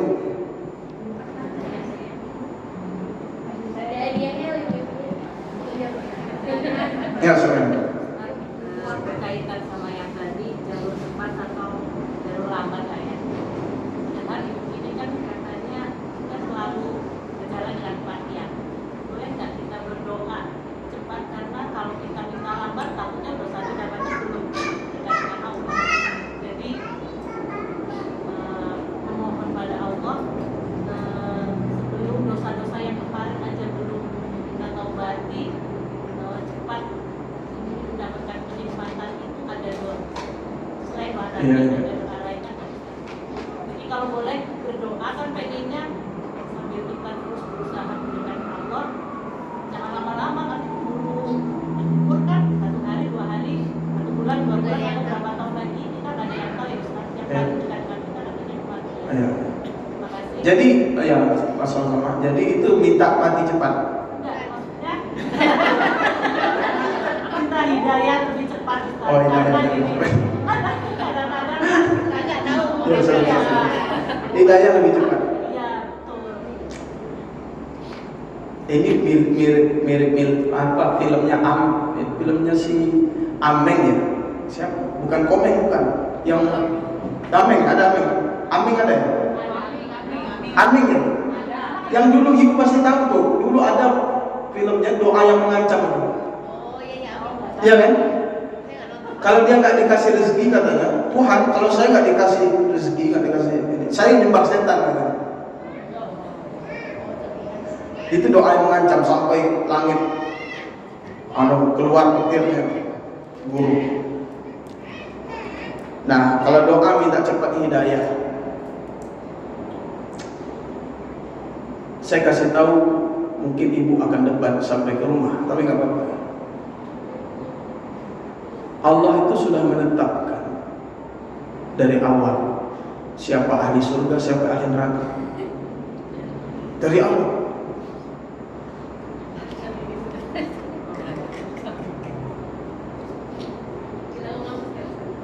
Allah sudah menetapkan orang yang dapat hidayah dan gak dapat hidayah dari awal. Ada alasannya. Kalau saya nggak mau bicara dalilnya banyak, tapi saya akan keluarkan dalil satu aja. Kalau ibu bicara takdir itu bisa diubah nggak? Hah? Bisa nggak? Bisa atau nggak bisa itu sampai sekarang nggak pernah selesai perdebatannya. Dibawa ke kampus, nggak pernah selesai debatnya sesama ulama. Pokoknya melahirkan dua kelompok. Satu kelompok bilang takdir itu nggak bisa diubah, kelompok lain bilang takdir bisa diubah, dan itu nggak akan pernah selesai sampai hari kiamat. Nanti di kiamat nanti dikasih tahu sama Allah di mana sebenarnya. Tapi kita coba lihat perkataan Nabi aja, biar kita lurus. Nabi itu bilang begini. Nabi bilang begini. Yang sedih itu Nabi sampai bersumpah, fa wallahi alladzi la ilaha ghairuh, demi Allah yang tidak ada Tuhan selain Dia. Inna ahadakum la ya'malu bi amali ahli jannah hatta ma yakunu bainahu wa bainaha illa dzara. Kamu itu dulu beramal dengan amalan ahli surga. Ya, sampai kamu itu kata Nabi dengan surga itu gak punya jarak, melainkan jaraknya cuma sehasta. Satu hasta itu lebih kurang 0,5 meter jaraknya dengan surga. Fayasbiqu alaihil kitab, tapi telah tertulis di dalam kitab, kitab Lahul Mahfuz. Fayamalu bi amali ahli nar, lalu kamu berubah beramal dengan amalan ahli neraka. Fayadkhuluha, kamu pun masuk ke neraka. kalian akan masuk neraka. Wa inna ahadakum la ya'malu bi amali ahli nar. Dan kalian beramal dengan amalan ahli neraka sampai dengan neraka itu jaraknya cuma 1 hasta, fayasbiqu alaihi kitab, tapi telah tertulis di dalam kitab Lauhul Mahfuz, fayamalu bi amali ahli jannah. Lalu kalian berubah beramal dengan amalan surga dan kalian pun masuk ke surga. Ketetapan itu sudah ada dari sana. Kalau ada manusia, kita ini kalau kita pikir-pikir, Allah itu maha tahu nggak? Allah maha teliti nggak? Allah tahu nggak setiap yang kecil-kecil dari diri kita? Maha tahu Allah jangan digerogoti. Pengetahuan Allah jangan dikurangi gara-gara keinginan kita. Kita mengatakan Allah mungkin nggak tahu yang kecil-kecil. Enggak, Allah menjadikan makhluknya itu dengan kesempurnaannya, dengan maha pengetahuannya, dengan maha tahu, maha telitinya. Dia tahu makhluknya akan jadi apa, dia tahu, dia yang menciptain. Oleh karenanya saya katakan, kita ini nggak ada di antara kita ahli surga semua, kita nggak tahu. Makanya ahli surga ini kita nggak apa-apa akibatnya, apa manfaatnya ketika kita nggak tahu ahli surga. Ada manfaatnya. Kita nggak merendahkan orang yang berbuat maksiat. Ada orang yang berbuat maksiat malamnya berjudi, mabuk-mabukan, bahkan mencuri, macam-macam perbuatan-perbuatan kriminal. Kita katakan ahli neraka dia, belum tentu. Mungkin dia berubah sebulan akan datang sesuai dengan ketetapan itu. Tapi kita yang ngomong dia ahli neraka, jangan-jangan kitalah yang sebulan akan datang berubah jadi orang yang seperti itu. Siapa yang tahu? Akhirnya apa? Orang yang bermaksiat ketika tidak tahu ketetapannya, orang bermaksiat tidak berkecil hati, tidak berputus asa. Dia merasa mungkin ketetapan saya ahli surga, cuma belum waktunya aja saya berubah. Ada harapan. Dan orang yang rajin ibadah nggak tinggi hati, nggak merasa dia ahli surga, jangan-jangan nanti saya jadi ahli neraka. Disinilah pentingnya dibuat kita menggantung. Akhirnya kita merasa waspada, jangan-jangan saya ahli neraka, jangan-jangan saya ini, jangan-jangan ada perasaan takut. Akhirnya apa? Hidayah itu, Nabi pernah dapat nama-nama umatnya yang dapat hidayah dan yang tidak. Buktinya Nabi SAW sendiri gak bisa ngasih hidayah kepada paman beliau Abu Thalib. Kalau ditanya siapa yang paling berhak memaksa hidayah itu datang cepat, yang paling berhak adalah Nabi Muhammad SAW. Tapi Abu Thalib gak bisa dapat hidayah. Allah berkehendak lain. Soal itu kata Nabi, innaka la tahdi man ahbabta, bukan tanggung jawab kamu ngasih hidayah kepada yang kamu cintai, kata Allah. Nabi dengar ayat itu, ini wilayah ini yang kita, makanya nggak boleh berpuas diri. Sahabat pun heran, kalau gitu ngapain kami ngaji, ngapain kami ibadah wahai Rasul, kata sahabat. Jangankan pertanyaan ibu-ibu Baitul Izzah, sahabat aja pernah bertanya begitu, ngapain? Ternyata Nabi bilang, udah kamu kerjain aja. Kalau kamu suka majelis taklim, suka nuntut ilmu, datang terus, istiqomah. Kullun muyassarun ala ma khuliqalah. Segala sesuatu dimudahkan berdasarkan kitabnya, isi kitabnya, takdirnya. Kalau memang takdirnya dia nuntut ilmu terus, kamu akan istiqomah. Nabi bilang ke sahabat, udah kerjain aja, kerjain. Gak usah dipikirin. Kalau kalian istiqomah sampai akhir hayat, itu tanda catatannya sama. Kalau ternyata sebelum meninggal berubah, berarti itulah catatannya. Ada anak muda kemudian bilang ini, Ustaz, kalau begitu Tuhan kita semaunya dong. Kalau itu seenaknya aja, kalau gitu ngapain sih kita dibikin kayak gitu? Susah-susah. Ini kajian yang ini. Jadi saya katakan, Bapak Ibu dan Ibu sekalian, Allah itu gak pernah menciptakan keburukan. Allah itu menciptakan baik semua. Hanya Allah tetapkan. Boleh nggak ngina orang, fisik orang, boleh nggak? Nggak boleh kan? Kalau ada orang buruk, yang disalahkan apa ya? Bukan fisiknya kan? Tapi perbuatannya, benar kan? Jadi Allah menciptakan benda-benda ini baik semua. Tapi Allah tetapkan dalam kehidupan itu ada baik, ada buruk. Tujuannya apa? Supaya yang baik ngambil pelajaran, yang baik jadi contoh, yang buruk ngambil pelajaran dari yang baik. Kita disebut pintar gara-gara ada yang bodoh. Kita disebut rajin gara-gara ada yang malas. Orang disebut putih gara-gara ada hitam. Gara-gara ada yang begitu-gitu, lawan-lawan gitu, semuanya ingin menjadi orang yang terbaik, bersaing. Bersaing jadinya, Bu. Gini, saya kasih contoh yang paling nyata deh. Ibu duduknya sama di sini. Semuanya mengucap istighfar 100 kali.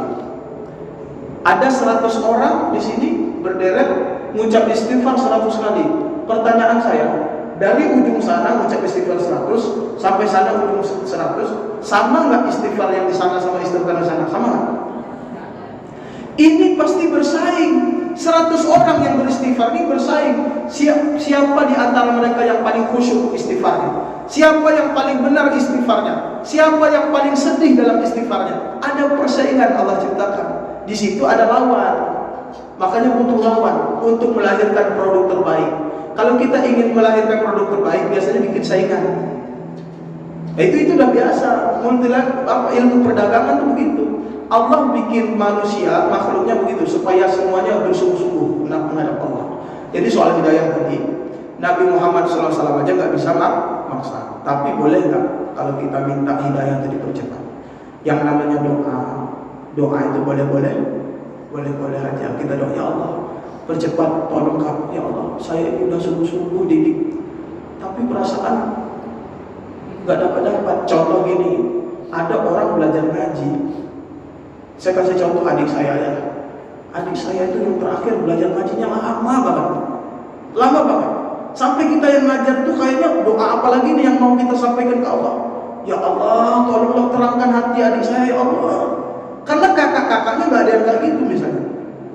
Tapi pertanyaannya gini, orang yang bersusah begini kan belum tentu buruk. Orang yang bersusah banyak cobaan hidupnya bisa jadi dia dapat balasannya besar. Sholat malam lebih bagusnya di mana? Sholat malam ketika tidurnya dengan AC. Ini tidur AC, kasurnya empuk, tebalnya bukan main, segini empuk banget. Tapi dia bangun malam. Yang satu lagi tidurnya di atas tikar dan panas. Dia bangun malam. Kira-kira di antara ini siapa yang paling bagus sholat malamnya?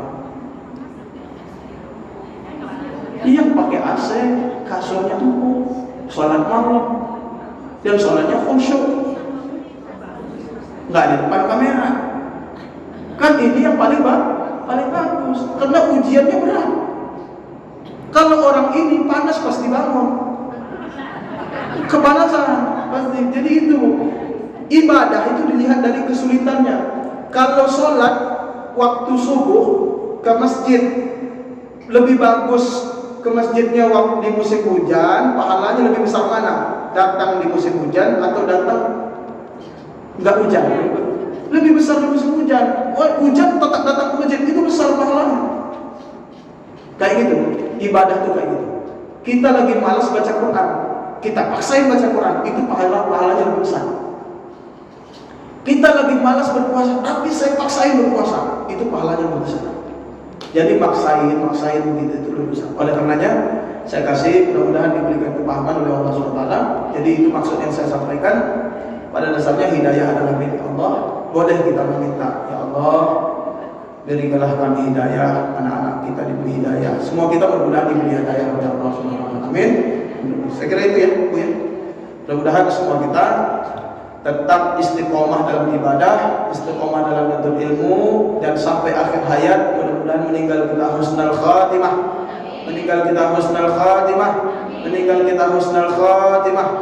Dan negeri yang kita cintai ini mudah-mudahan terlepas dari sekarang yang terjadi macam-macam kekisruhan politik, ya siapapun yang naik, kita doakan mudah-mudahan negeri ini dijaga oleh Allah SWT. Amin. Segala itu saja yang bisa saya sampaikan. Lebih kurang tentu saya mohon maaf kalau banyak salah kata, salah perkataan menyinggung ibu-ibu semua, dan mudah-mudahan pertemuan ini menjadi pertemuan yang dirahmati oleh Allah Subhanahu wa taala. Tutup dengan bacaan adalah alhamdulillahirabbil alamin, subhanallah wa bihamdihi Subhanakallahumma wa bihamdika asyhadu an la ilaha illa anta wa astaghfiruka wa atubu ilaik. A'udzu billahi minasyaitonir rajim. Bismillahirrahmanirrahim. Allahumma ighfir lana dhunubana wa liwalidayna warhamhuma kama rabbayana shighara. Lijami'il mu'minina wal mu'minati wal muslimina wal muslimat al ahya'i minhum wal amwat bi rahmatika ya arhamar rahimin. Allahumma ij'al hadha jam'ana jam'an mubarakan marhuma wa tafarraqana min ba'di hadha tafarruqan ma'suman. Rabbana taqabbal minna innaka antas samiul 'alim wa tub 'alaina innaka antat tawwabur rahim. اللهم أعنا على ذكرك وشكرك وحسن عبادتك. اللهم يا مقلب القلوب ثبت قلوبنا على دينك وعلى طاعتك برحمتك يا أرحم الراحمين. ربنا آتنا في الدنيا حسنة وفي الآخرة حسنة وقنا عذاب النار. وصلى الله على سيدنا محمد وعلى آله وصحبه أجمعين. سبحان ربك رب العزة عما يصفون وسلام على المرسلين والحمد لله رب العالمين. وبالله توفيق. السلام عليكم ورحمة الله وبركاته. الله